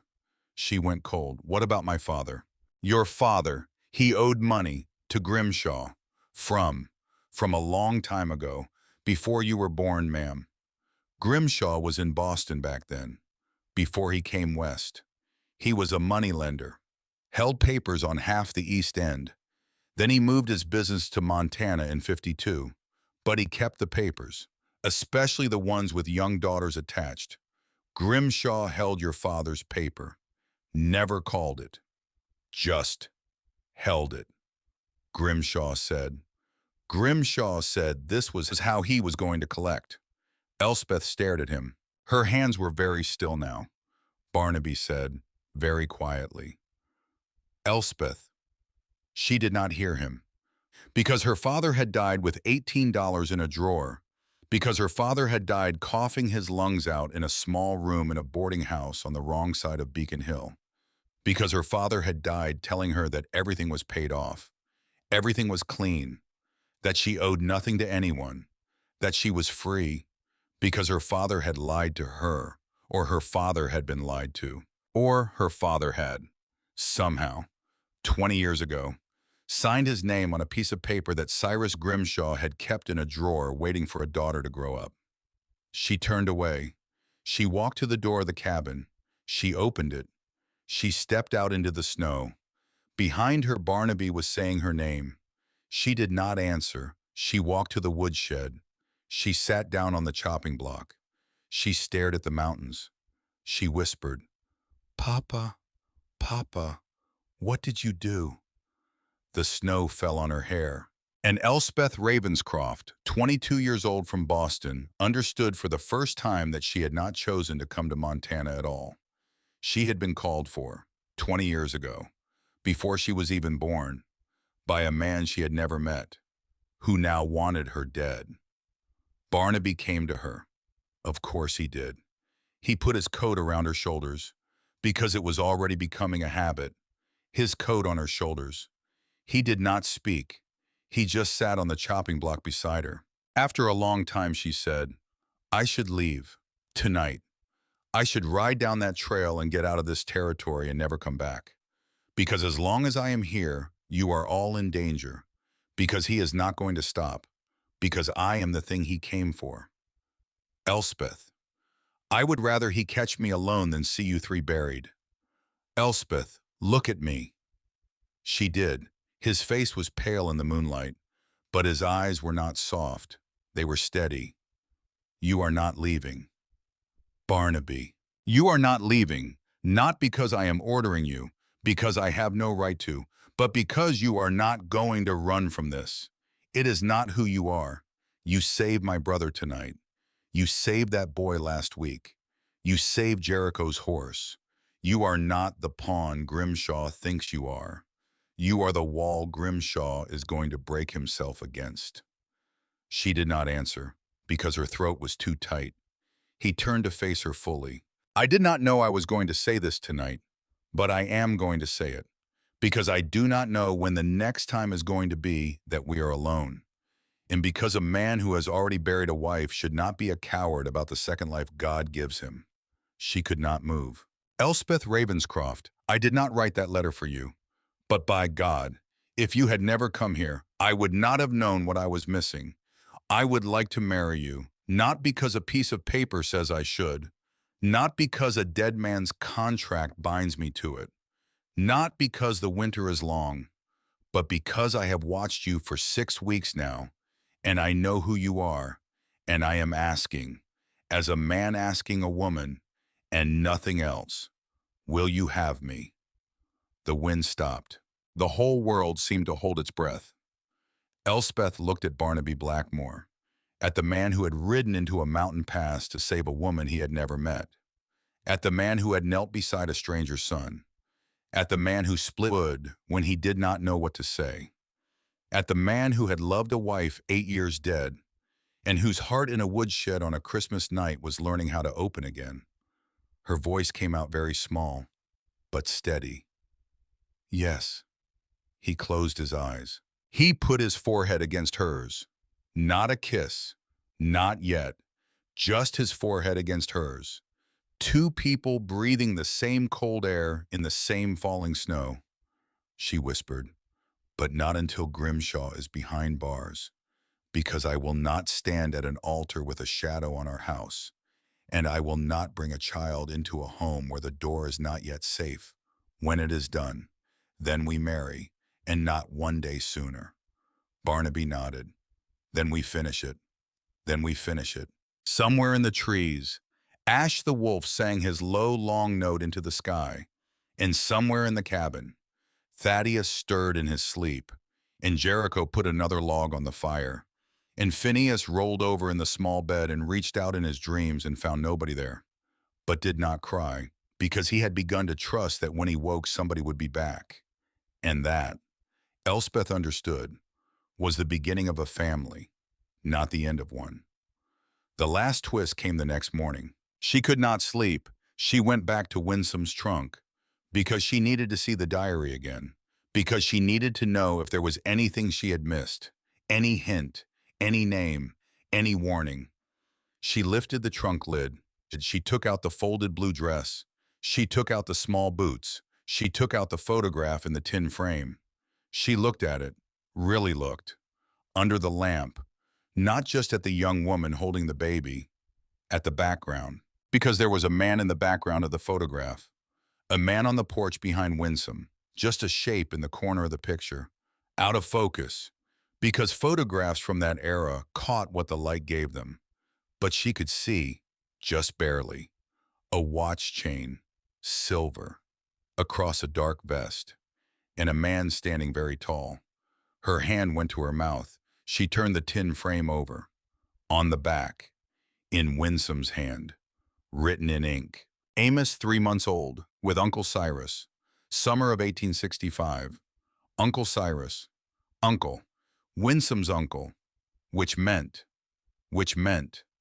Cyrus Grimshaw, the man who wanted the deed, the man who had killed Phineas's father, the man who had sold Elspeth to bandits in the pass, was the blood uncle of Barnaby's dead wife. And more, because it had to be more, because a woman named her uncle when she wrote his name on the back of a photograph, but she did not send that same uncle away without cause. Winsome had known. Winsome had known that her uncle was a bad man. Winsome had died, somehow, because of that knowledge. Elspeth sat on the floor. She held the photograph. She looked up at the sampler on the wall. Trust in the Lord with all thine heart. And she understood that her arrival was not a coincidence, that the letter from the ashes was not a random cruelty, that Cyrus Grimshaw had been at Blackmore Ridge before, as family, as blood, and had been driven out, and had never forgiven any of them for it. That when the fever had taken Winsome and Amos, Cyrus Grimshaw had waited 8 years to see what came next. That he had waited for the Blackmore brothers to be old enough to bury, rich enough to strip, and weak enough to break. And that when Barnaby had written a letter and thrown it in the fire on a Christmas night, somebody in this house, or somebody who visited this house, had known, and that somebody had walked into this cabin on a day none of them remembered and pulled a half-burnt letter from the ashes and mailed it to Boston, because Cyrus Grimshaw had never left this house at all. Not really. Elspeth stood up. She wrapped Winsome's diary in a piece of muslin. She tucked the photograph inside. She held them both against her chest. She walked out into the main room. Barnaby looked up from the fire. Jericho looked up from cleaning his rifle. Thaddeus, weak, pale but conscious, looked up from his blankets on the couch. Elspeth said, quiet, steady, terrifying, "Brothers, we need to talk about your aunt." 3 heads turned. 3 faces went still. And outside the cabin, Ash the wolf lifted his head and listened and did not make a sound, because he already knew. Wolves always know before we do. The name broke the room. Barnaby stood up, slowly, like a man rising from underwater. "Elspeth, say that again." "Your aunt, Winsome's uncle, Cyrus Grimshaw, he is family." Jericho set his rifle down, careful, as if afraid it might go off from the tension in his own hands. Thaddeus tried to sit up on the couch, winced, sank back down. "That is not possible. Look." She placed the photograph on the table. 3 men gathered around it. 3 men who had lived in this cabin for 30 years, who had eaten at this table, who had grieved at this table, who had never noticed. The tall man on the porch, in the summer of 1865, because grief closes a person's eyes, and because a photograph in a trunk is a photograph you do not want to look at again. Barnaby turned the frame over. He read the words, once, twice. His lips moved on the second reading, like he was hoping the ink might rearrange itself into something less terrible. Amos, 3 months old, with Uncle Cyrus. "She never told me." "Elspeth, she never said." "She did tell you, in the diary," she said. "Do not tell her about me until she asks. And when she asks, tell her the truth. That was not just about you. That was about all of it." Barnaby's hand shook, just once. Thaddeus spoke from the couch, his voice thin.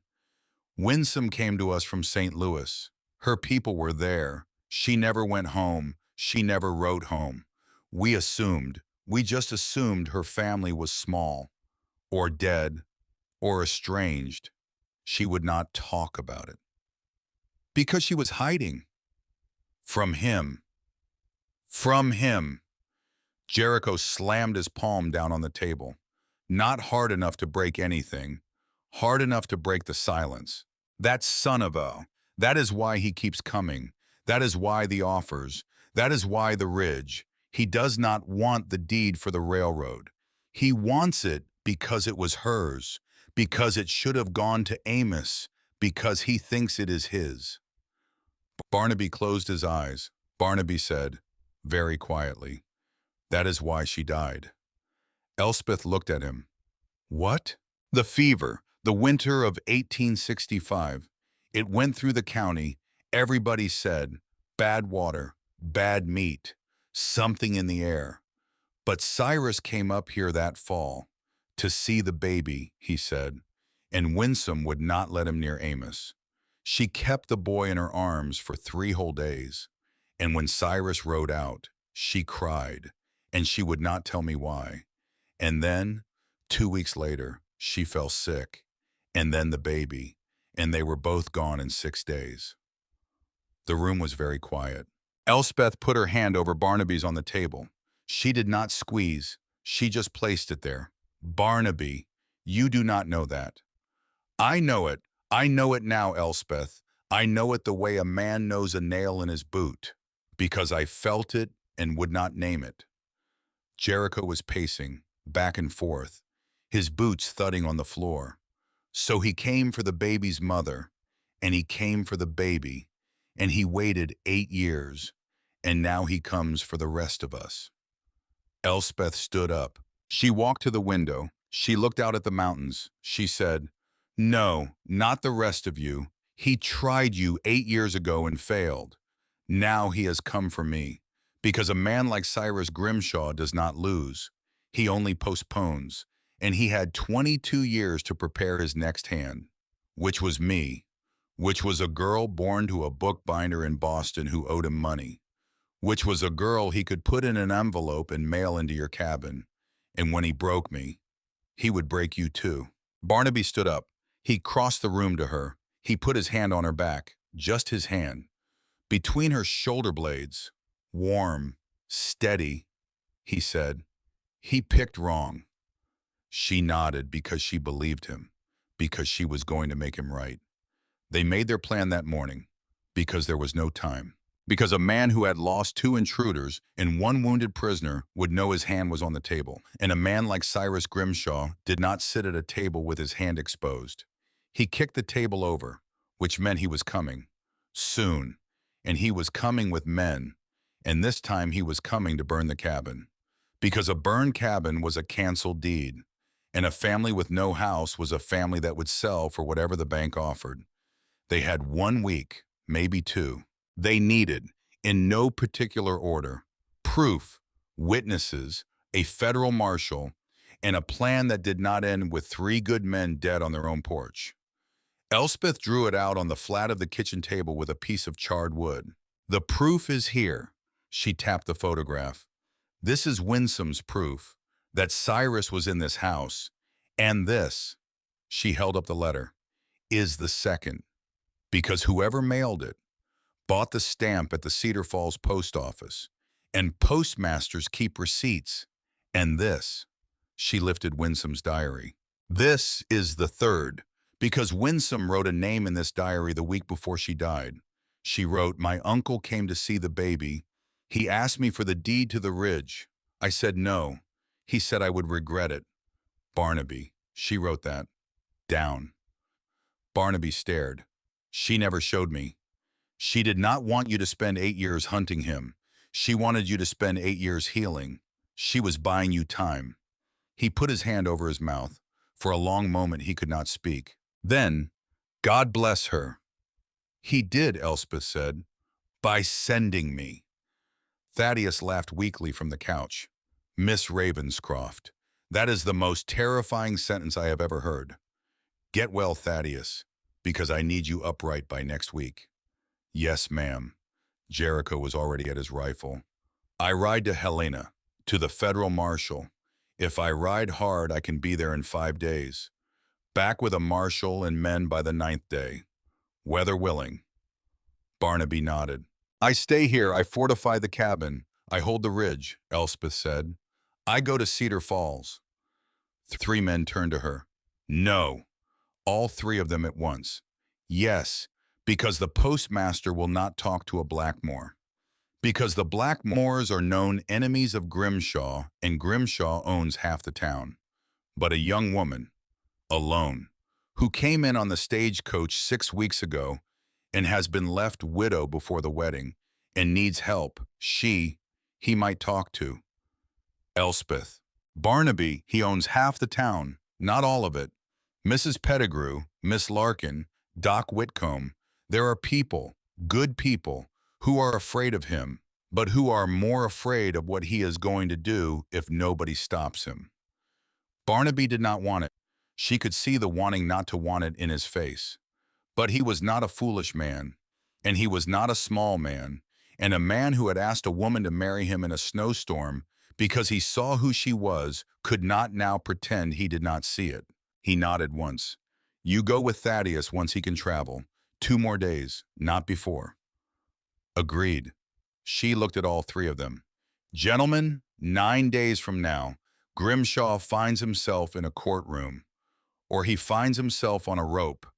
But either way, he does not find himself in this cabin. Are we agreed? Agreed. Jericho rode out at first light the next morning. His mare was ready, because Elspeth had kept her ready, because Elspeth had walked her every morning since the barn night, because Elspeth understood that a horse who was saved once needed to be trusted twice. Jericho stood beside his horse with the reins in his hand. He looked at Elspeth. He said, Elspeth, yes. If I am not back in 10 days, you take the boy, you take the papers, you take my mare from Barnaby, you ride south to Fort Benton. You do not wait for us. Do you understand? Jericho, do you understand? Yes. Good. He swung up into the saddle. He looked down at her. His face was not the face she had first met at the livery. He said, Elspeth, yes, Barnaby loves you. She felt the tears come. I know. Good. He tipped his hat. So do I. In the other way. The way a brother does. In case you were wondering. He turned his horse. He rode. She watched him until the trees swallowed him. Then she went back to the cabin and put her forehead against Barnaby's chest for exactly 10 seconds, no longer. Because she had a boy to teach his letters, and a wounded man to feed, and a fiancé who did not need her weeping when he needed her steady. 10 seconds was enough for a marriage that had not happened yet to be already made. 2 days later, Elspeth and Thaddeus rode down to Cedar Falls. I was not fit for the ride. He knew it, she knew it, Barnaby knew it, but they needed a witness who was not a Blackmore by day and a Blackmore by night. They needed a man in a decent shirt who could speak in a courthouse. And they needed a man who could sit still in a chair for the postmaster without frightening him. Thaddeus, wrapped in bandages beneath his coat, pale as milk, rode beside her on the gentlest horse in the barn. She kept them at a slow pace. Ash the wolf followed, at a distance. He always did now. They arrived in Cedar Falls at dusk on the second day. The town looked smaller than she remembered. She helped Thaddeus down at the church steps. She rang the door. A woman answered. Prudence Larkin, widow of the last preacher. Small, gray, eyes like tempered steel behind her spectacles. Miss Ravenscroft, you came back. Miss Larkin, may we come in? She did not ask why. She just stepped aside. Prudence Larkin was the kind of woman who had learned, during a life spent as the wife of a circuit preacher in the territories, that when a bloodied man and a determined woman appeared at her door at dusk, questions came later. She made tea, because she was that kind of woman too. She listened. Elspeth told her everything. The letter, the pass, Zebulon, Cyrus, Winsome, the diary, the photograph. Phineas, the fever, the uncle, the plan. Miss Larkin's cup rattled against her saucer only once, when Elspeth spoke Winsome's name. Then she set the cup down very carefully, and she did not lift it again. When Elspeth had finished, Miss Larkin was silent for a long time. Then she said, "Miss Ravenscroft, I have been afraid of that man for 11 years. And in 11 years, no woman has come through this valley willing to say his name out loud. Tell me what you need." Three things: a witness who can take the boy's testimony, a physician who can sign a paper, and the postmaster standing in a courtroom with a receipt. You will have all three by tomorrow noon. Elspeth stared at her. Miss Larkin. How? Because I have been waiting, Miss Ravenscroft, to have someone to help for 11 years. So please do not ask me how. Just let me help. The next morning was the longest morning of Elspeth's life, because there was nothing to do but wait. Because Miss Larkin had gone to Doc Whitcomb before dawn, and to Mrs. Pettigrew at breakfast, and to the postmaster at 10, and by noon, she had brought all of them into the small back room of the church. Doc Whitcomb was 70. He had delivered half of Cedar Falls. He had also, Elspeth learned, delivered Winsome's baby, Amos. I had a daughter with him, Eleanor, 23, red hair pulled back in a simple braid. She helped her father unpack his bag of instruments and lay out his glasses. She did not speak to Elspeth. She only nodded, but she was there, because Doc Whitcomb no longer went anywhere without his girl.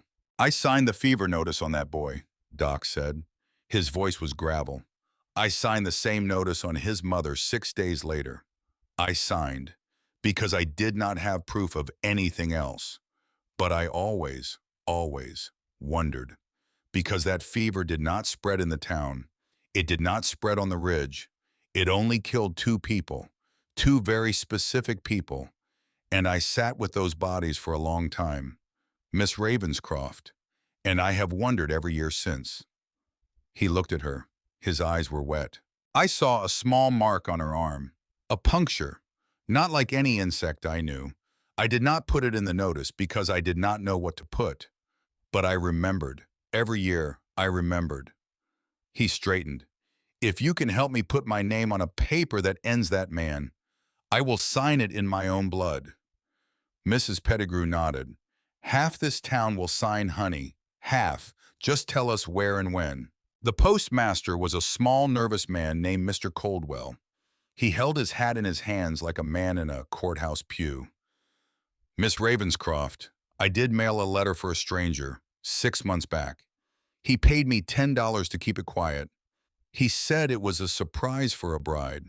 I thought it was a kind thing. And then when you got off that stagecoach and nobody came, I knew it was not kind. I have been sick about it ever since. Did he sign the receipt? Not with his own name, but... Coldwell hesitated. I know his handwriting. He signs my ledger every month when he mails his own letters. It is the same hand, on God's word. And do you still have that receipt? In the ledger, yes, ma'am, under the 6th of July. Elspeth breathed out, slowly. Meanwhile, Eleanor Whitcomb had gone to the window, and she was looking out at where a snow-covered horse had come down the trail from the ridge earlier that morning. Jericho had ridden back. Jericho was in town buying oats. Eleanor did not know Jericho. Eleanor had only ever seen him once before, in her father's store, 2 years ago, when she was 21 and he had come in with a broken hand and had not looked at her. She looked out the window now, and she saw him, tall, bearded, coming out of the livery, and Jericho walking looked up. And through the church window he saw Eleanor Whitcomb. And Jericho, who had not looked at a woman in 10 years, looked back, just for a moment. Then he turned and rode north again, because he had to get to Helena. But Eleanor's hand went to the neckline of her dress, and her breath came a little short, and she did not know why. Miss Larkin stood. Then we ride to the county seat. Tomorrow, all of us. We take Miss Ravenscroft, Mr. Thaddeus Blackmore, Doc Whitcomb, Miss Eleanor, Mr. Coldwell, and me. We do not tell anyone what we are doing, and we get to Judge Wendell Fairfax before Grimshaw hears we have left. Thaddeus looked at Elspeth. He looked as pale as a candle. He said, "Where is Barnaby?" Elspeth felt the cold in her stomach. "He is holding the ridge, alone." They rode out of Cedar Falls at 3 in the morning, 7 of them, in 2 wagons. The moon was full. The road was bright as day. Miss Larkin drove one wagon. Doc Whitcomb drove the other. Eleanor sat beside her father holding a rifle across her lap because she could shoot. Because a doctor's daughter in Montana learns to shoot before she learns to sew. Elspeth held the reins of Thaddeus's horse because Thaddeus was slumped in the wagon behind her. His color was bad. He had ridden too far, but he would not stay. He said, "If a Blackmore is not in that courtroom, this ends the wrong way. Elspeth, I go." She did not argue, because he was right. They arrived at the county seat by dawn. Judge Wendell Fairfax was a round man with a white beard and small round spectacles perched at the end of his nose. He had been a Union captain in the war, then a lawyer, then a judge. He did not scare easily. He did not warm easily either. He listened. He listened for 2 full hours. He looked at the letter, the photograph, the diary. Doc Whitcomb's affidavit about the puncture on Winsome's arm. Coldwell's ledger. Phineas's testimony, which Miss Larkin had transcribed word for word before they left. When Elspeth was done, Judge Fairfax took off his spectacles. He polished them on a handkerchief. Then he said, "Miss Ravenscroft." "Yes, Your Honor. I have known Cyrus Grimshaw for 20 years. I have suspected him of 5 different acts of villainy in that time. I have never had the paper in my hand. Until now." He stood. He put his hat on. He said, "Get me a marshal and a posse. We ride north." Elspeth almost sagged, but she did not. Because, she said, "Your Honor, my fiancé is alone on Blackmore Ridge with a 5-year-old boy. Grimshaw's men attacked us 6 days ago. His middle brother has gone to Helena for a federal marshal, but there is no time. Grimshaw will come before Jericho gets back. Please." The judge looked at her for one long moment. Then he said, "Miss Ravenscroft, there have been 3 good decisions made in my courtroom this year. I would like you to give me a 4th. We ride now, and we ride hard." By the time they crested the ridge trail, it was almost dark. The wagons could not make the last mile. She rode ahead, alone, because she had to know. Because Barnaby had been alone for 4 days with a boy and a house and Ash the wolf. Because she had promised him. The last mile was steep. The last mile felt like 10. The sky was the color of an old bruise. The cabin appeared through the pines. Smoke rose from the chimney.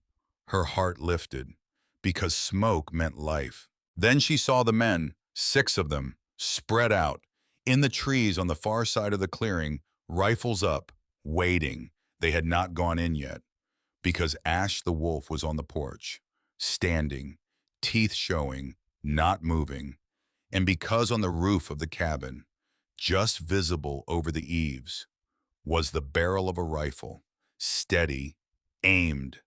Barnaby. She did not scream, because a scream would draw fire. She slid off her horse. She tied him to a tree. She moved, silent, silent as her mother had taught her when soldiers came looking for wounded men to finish in the Boston streets. Silent as her father had taught her when the landlord came looking for the rent they did not have. She circled around the back of the trees. She counted the men. 6 shooters, plus 1 man on horseback, sitting in the middle of the clearing. Silver watch chain, yellow horse, Cyrus Grimshaw. He was calling out. His voice reached her clearly on the still air. "Blackmore, this is your last chance.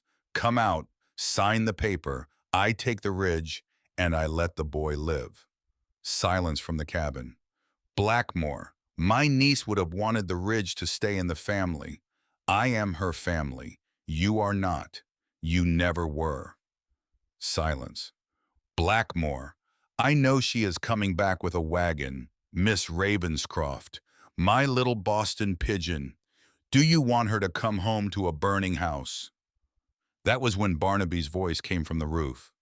Calm, terrifying. Cyrus, your niece would have shot you in this clearing 8 years ago if she had known. And she did know, and she was too kind. And I have never been as kind as she was. The clearing was very still. Elspeth was 30 yards behind the last of Grimshaw's men. She could not shoot 6 of them, except she did not need to shoot 6 of them, because at the crest of the trail behind her, she heard the sound of hooves. Not one, many, coming fast.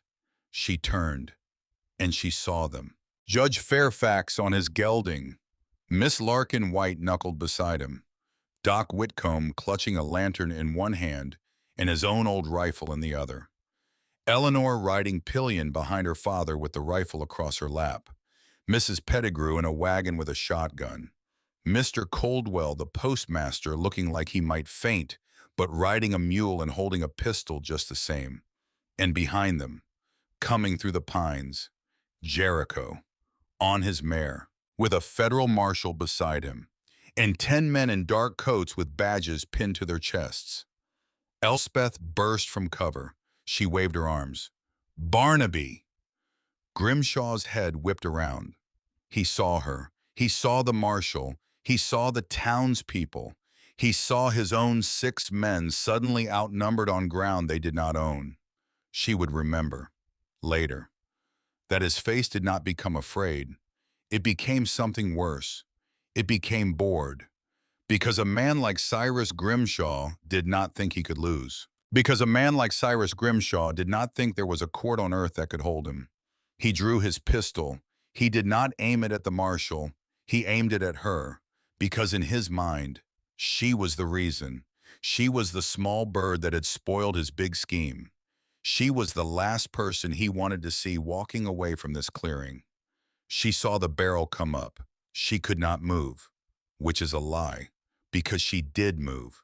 She moved to stand very still, because moving would let him track her, because standing still would give the shot a chance to miss, because she had learned, in the war years back east, when she was too small to help but old enough to watch, that a steady body is a small target.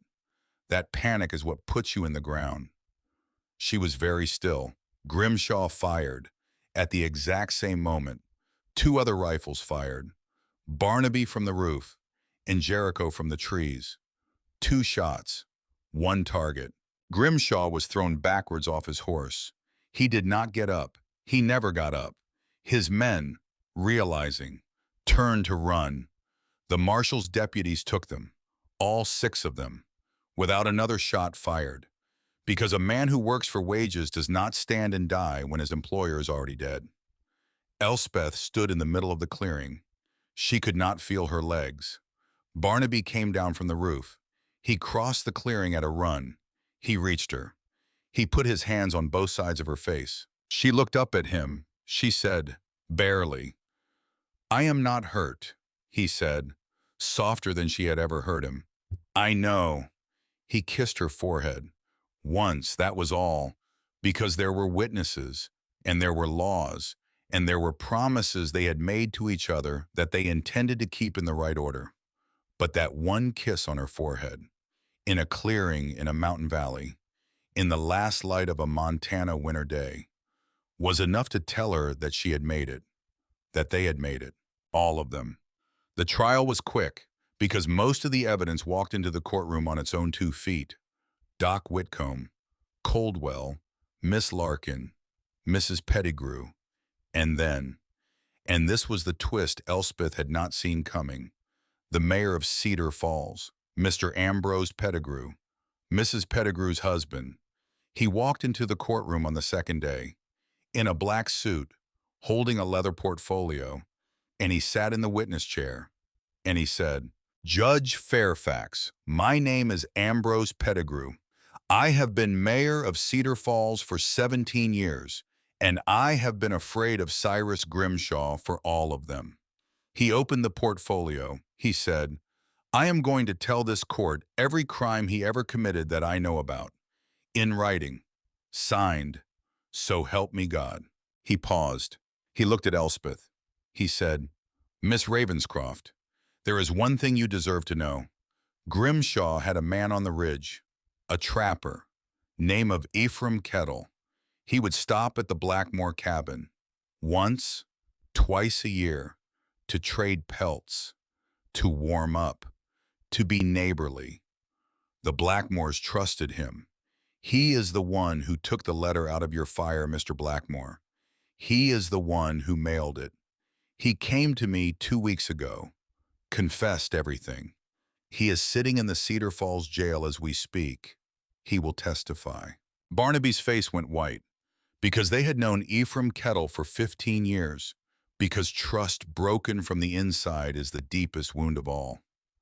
Elspeth watched him, and she leaned to Mrs. Pettigrew and she whispered, You did this. Mrs. Pettigrew whispered back, Honey, I was going to be your bridesmaid. That is a promise I made in my kitchen the day you walked in from the snow, and Pettigrews keep their promises.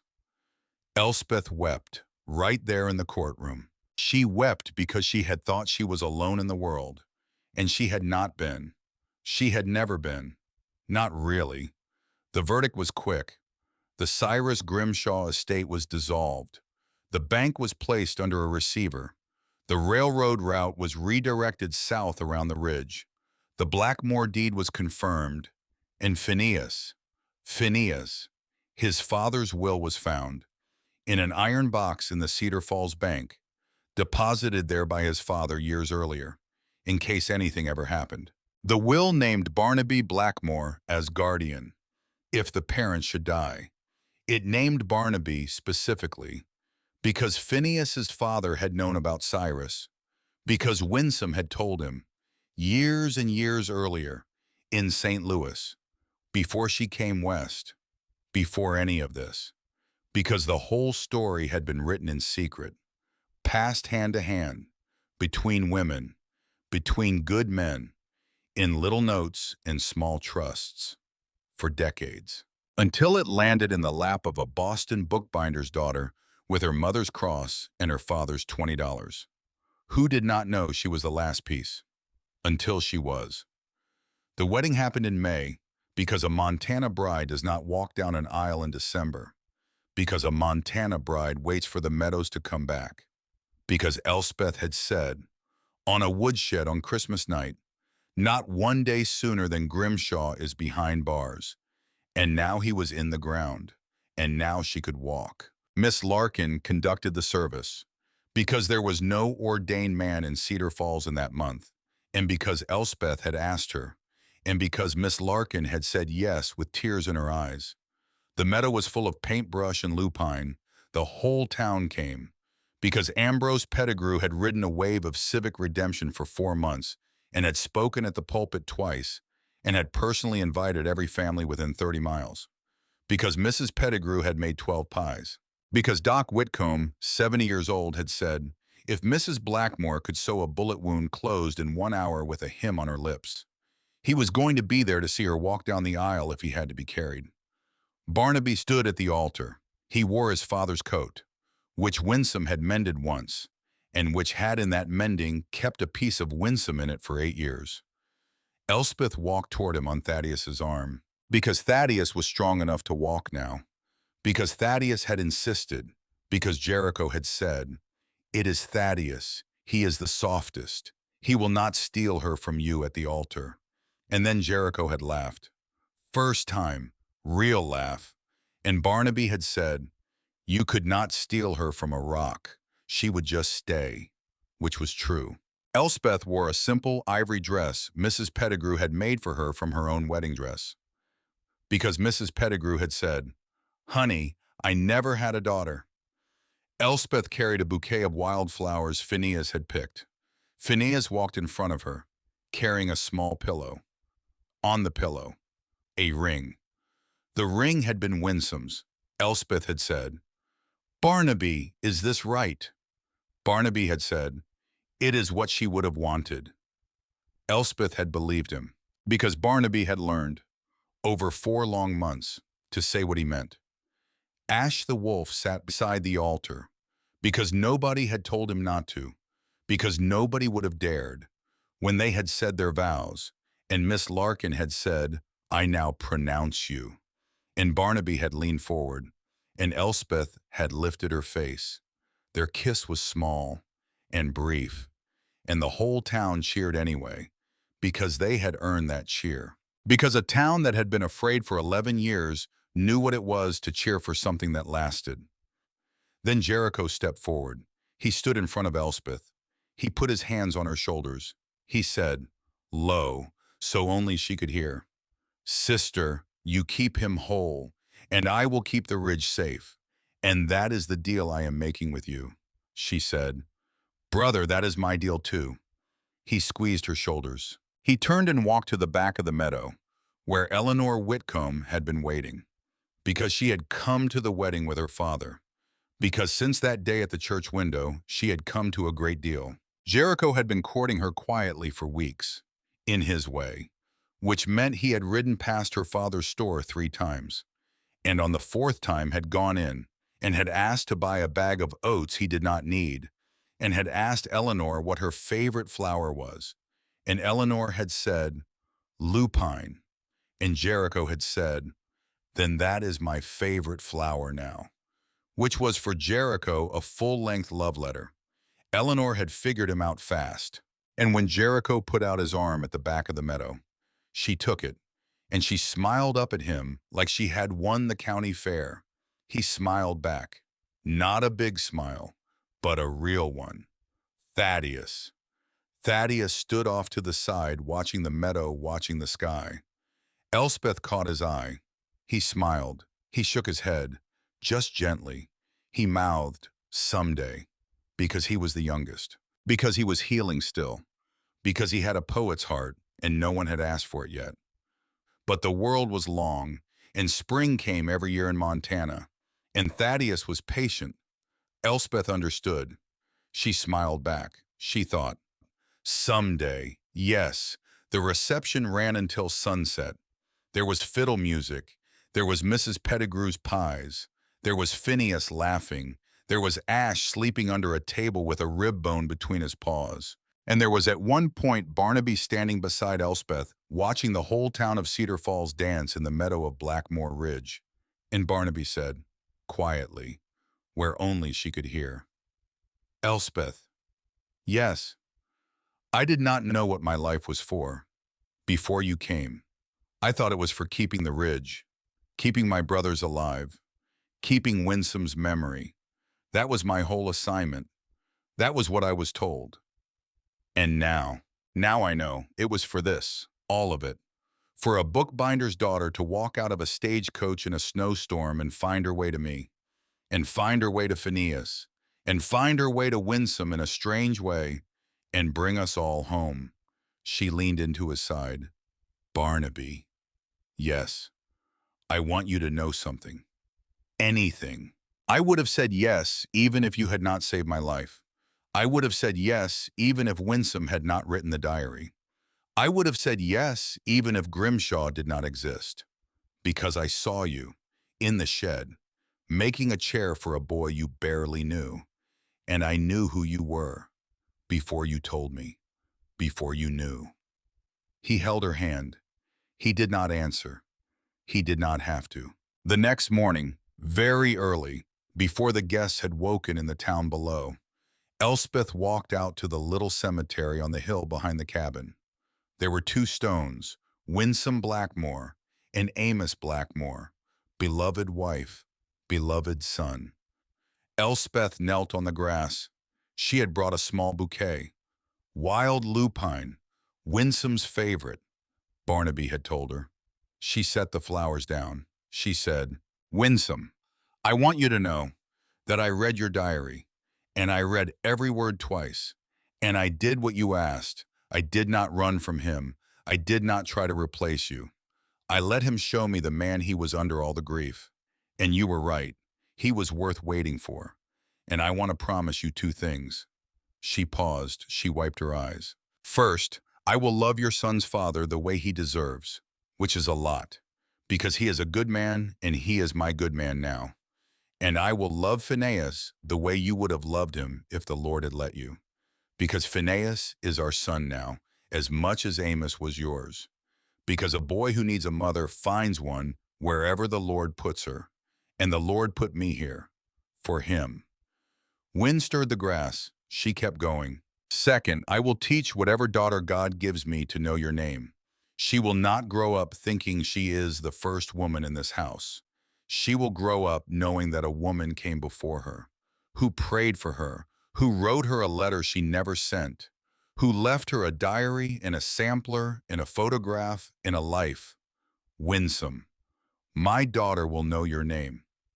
She got up. Her knees ached from the ground. She turned to walk back to the cabin. Barnaby was standing at the edge of the graveyard. He had come up quietly.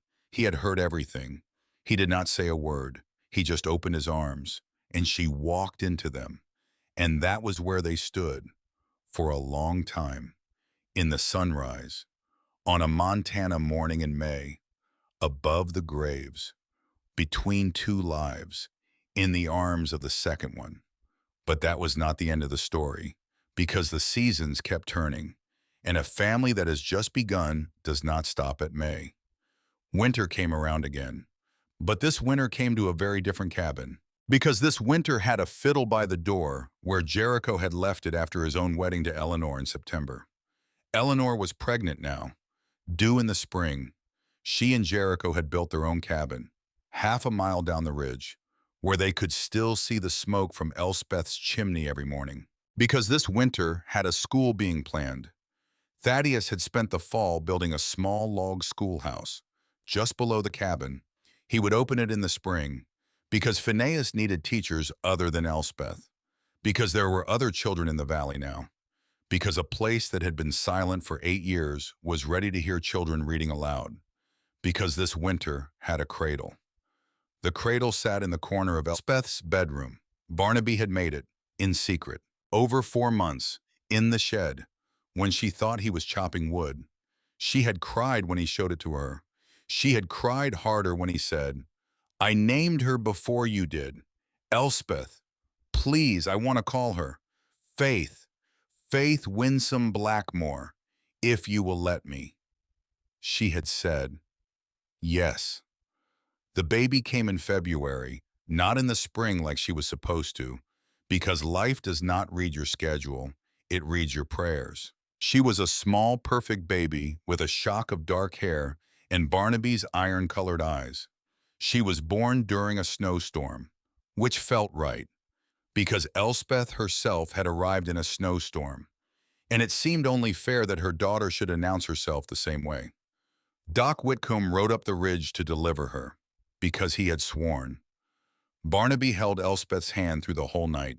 Jericho paced downstairs, because he had done the same thing 5 months earlier when Eleanor's own baby was on the way. Jericho was very good at pacing. Thaddeus held Phineas on his lap and read Longfellow. Miss Larkin sat at the kitchen table with her prayer book open. Ash the wolf lay across the door, as if daring anyone or anything to interrupt. Just before dawn, Faith Winsome Blackmore let out her first cry. Elspeth held her. Barnaby kissed his wife's forehead. His wife. He said, Elspeth. Yes. Thank you for coming to Cedar Falls. She looked at him. She looked at the baby. She looked at the fire. She looked at Phineas asleep in the chair beside her, curled against Thaddeus, with his mouth open and a book on his lap. She said, thank you for being the reason. The last scene, because every good story has a last scene. It was Elspeth's first Christmas as a mother. The cabin was full. Barnaby was carving a small horse for Phineas, not because Phineas needed another wooden horse, but because Barnaby needed to make one. Jericho and Eleanor were at their own cabin down the ridge, because Eleanor was tired, because their baby, a son named Hollis, after old Hollis Blackmore was 3 weeks old. But they would come up in the morning. for breakfast in presents. Thaddeus sat by the fire reading a book of Psalms aloud, softly, so as not to wake the baby. Faith slept in her cradle, snug, wrapped. Phineas was drawing, on his flat wooden board, writing his name over and over. And then on the last line in a hand that had gotten better in a year, he wrote, Phineas Blackmore. He had asked 2 months earlier if he could take the name. Barnaby had said yes, before he could finish the question. Elspeth had said yes with her whole heart. Ash lay by the door. The wolf was older now. He limped a little more than he had, but he still stood every time there was a knock. He still walked the perimeter of the cabin every dawn. He would be with them, Elspeth thought, until his time was done. And when it was done, he would lie down in the pines, and they would find him, and they would bury him behind the cabin near Winsome and Amos, because he had been family. She stood at the window. She looked out. The mountain stood, old, white, indifferent, and beautiful. The wind moved gently through the pines. The moon was up. Somewhere in the trees, a young wolf howled, high and clear, a new voice. Not Ash, one of Ash's kind maybe. From somewhere else, some other pack. The old wolf lifted his head, listened, did not answer, just listened. Because sometimes you have said everything you need to say, and home is the place where you finally stop howling. Elspeth put her hand on the window glass. She whispered, Mama, Papa, I am well. I am safe. I have a husband and a son and a daughter and 2 brothers and a town. And I want you to know, Papa, I know about the debt. I know about Grimshaw, and I forgive you because you did not know, because you love me too much to tell me, because you meant to protect me. And in the end, in the very strangest way, you did. She turned back to the room. Barnaby was watching her. He did not say anything. I did not have to. He just opened his arm. She crossed the room. She sat down beside him on the bench. He wrapped that arm around her. She rested her head on his shoulder. Phineas leaned against her other side. Faith in her cradle made a small sleeping sound. Thaddeus read from the Psalms. The Lord is my shepherd, I shall not want. Ash sighed by the door. Outside the snow began to fall. And somewhere in Boston, in a small cemetery near Beacon Hill, 2 graves lay side by side, and the snow fell on them too. And nobody living remembered the names on the stones except one woman. And she was thousands of miles away, sitting by a fire, holding a family in one arm. Home at last. The end.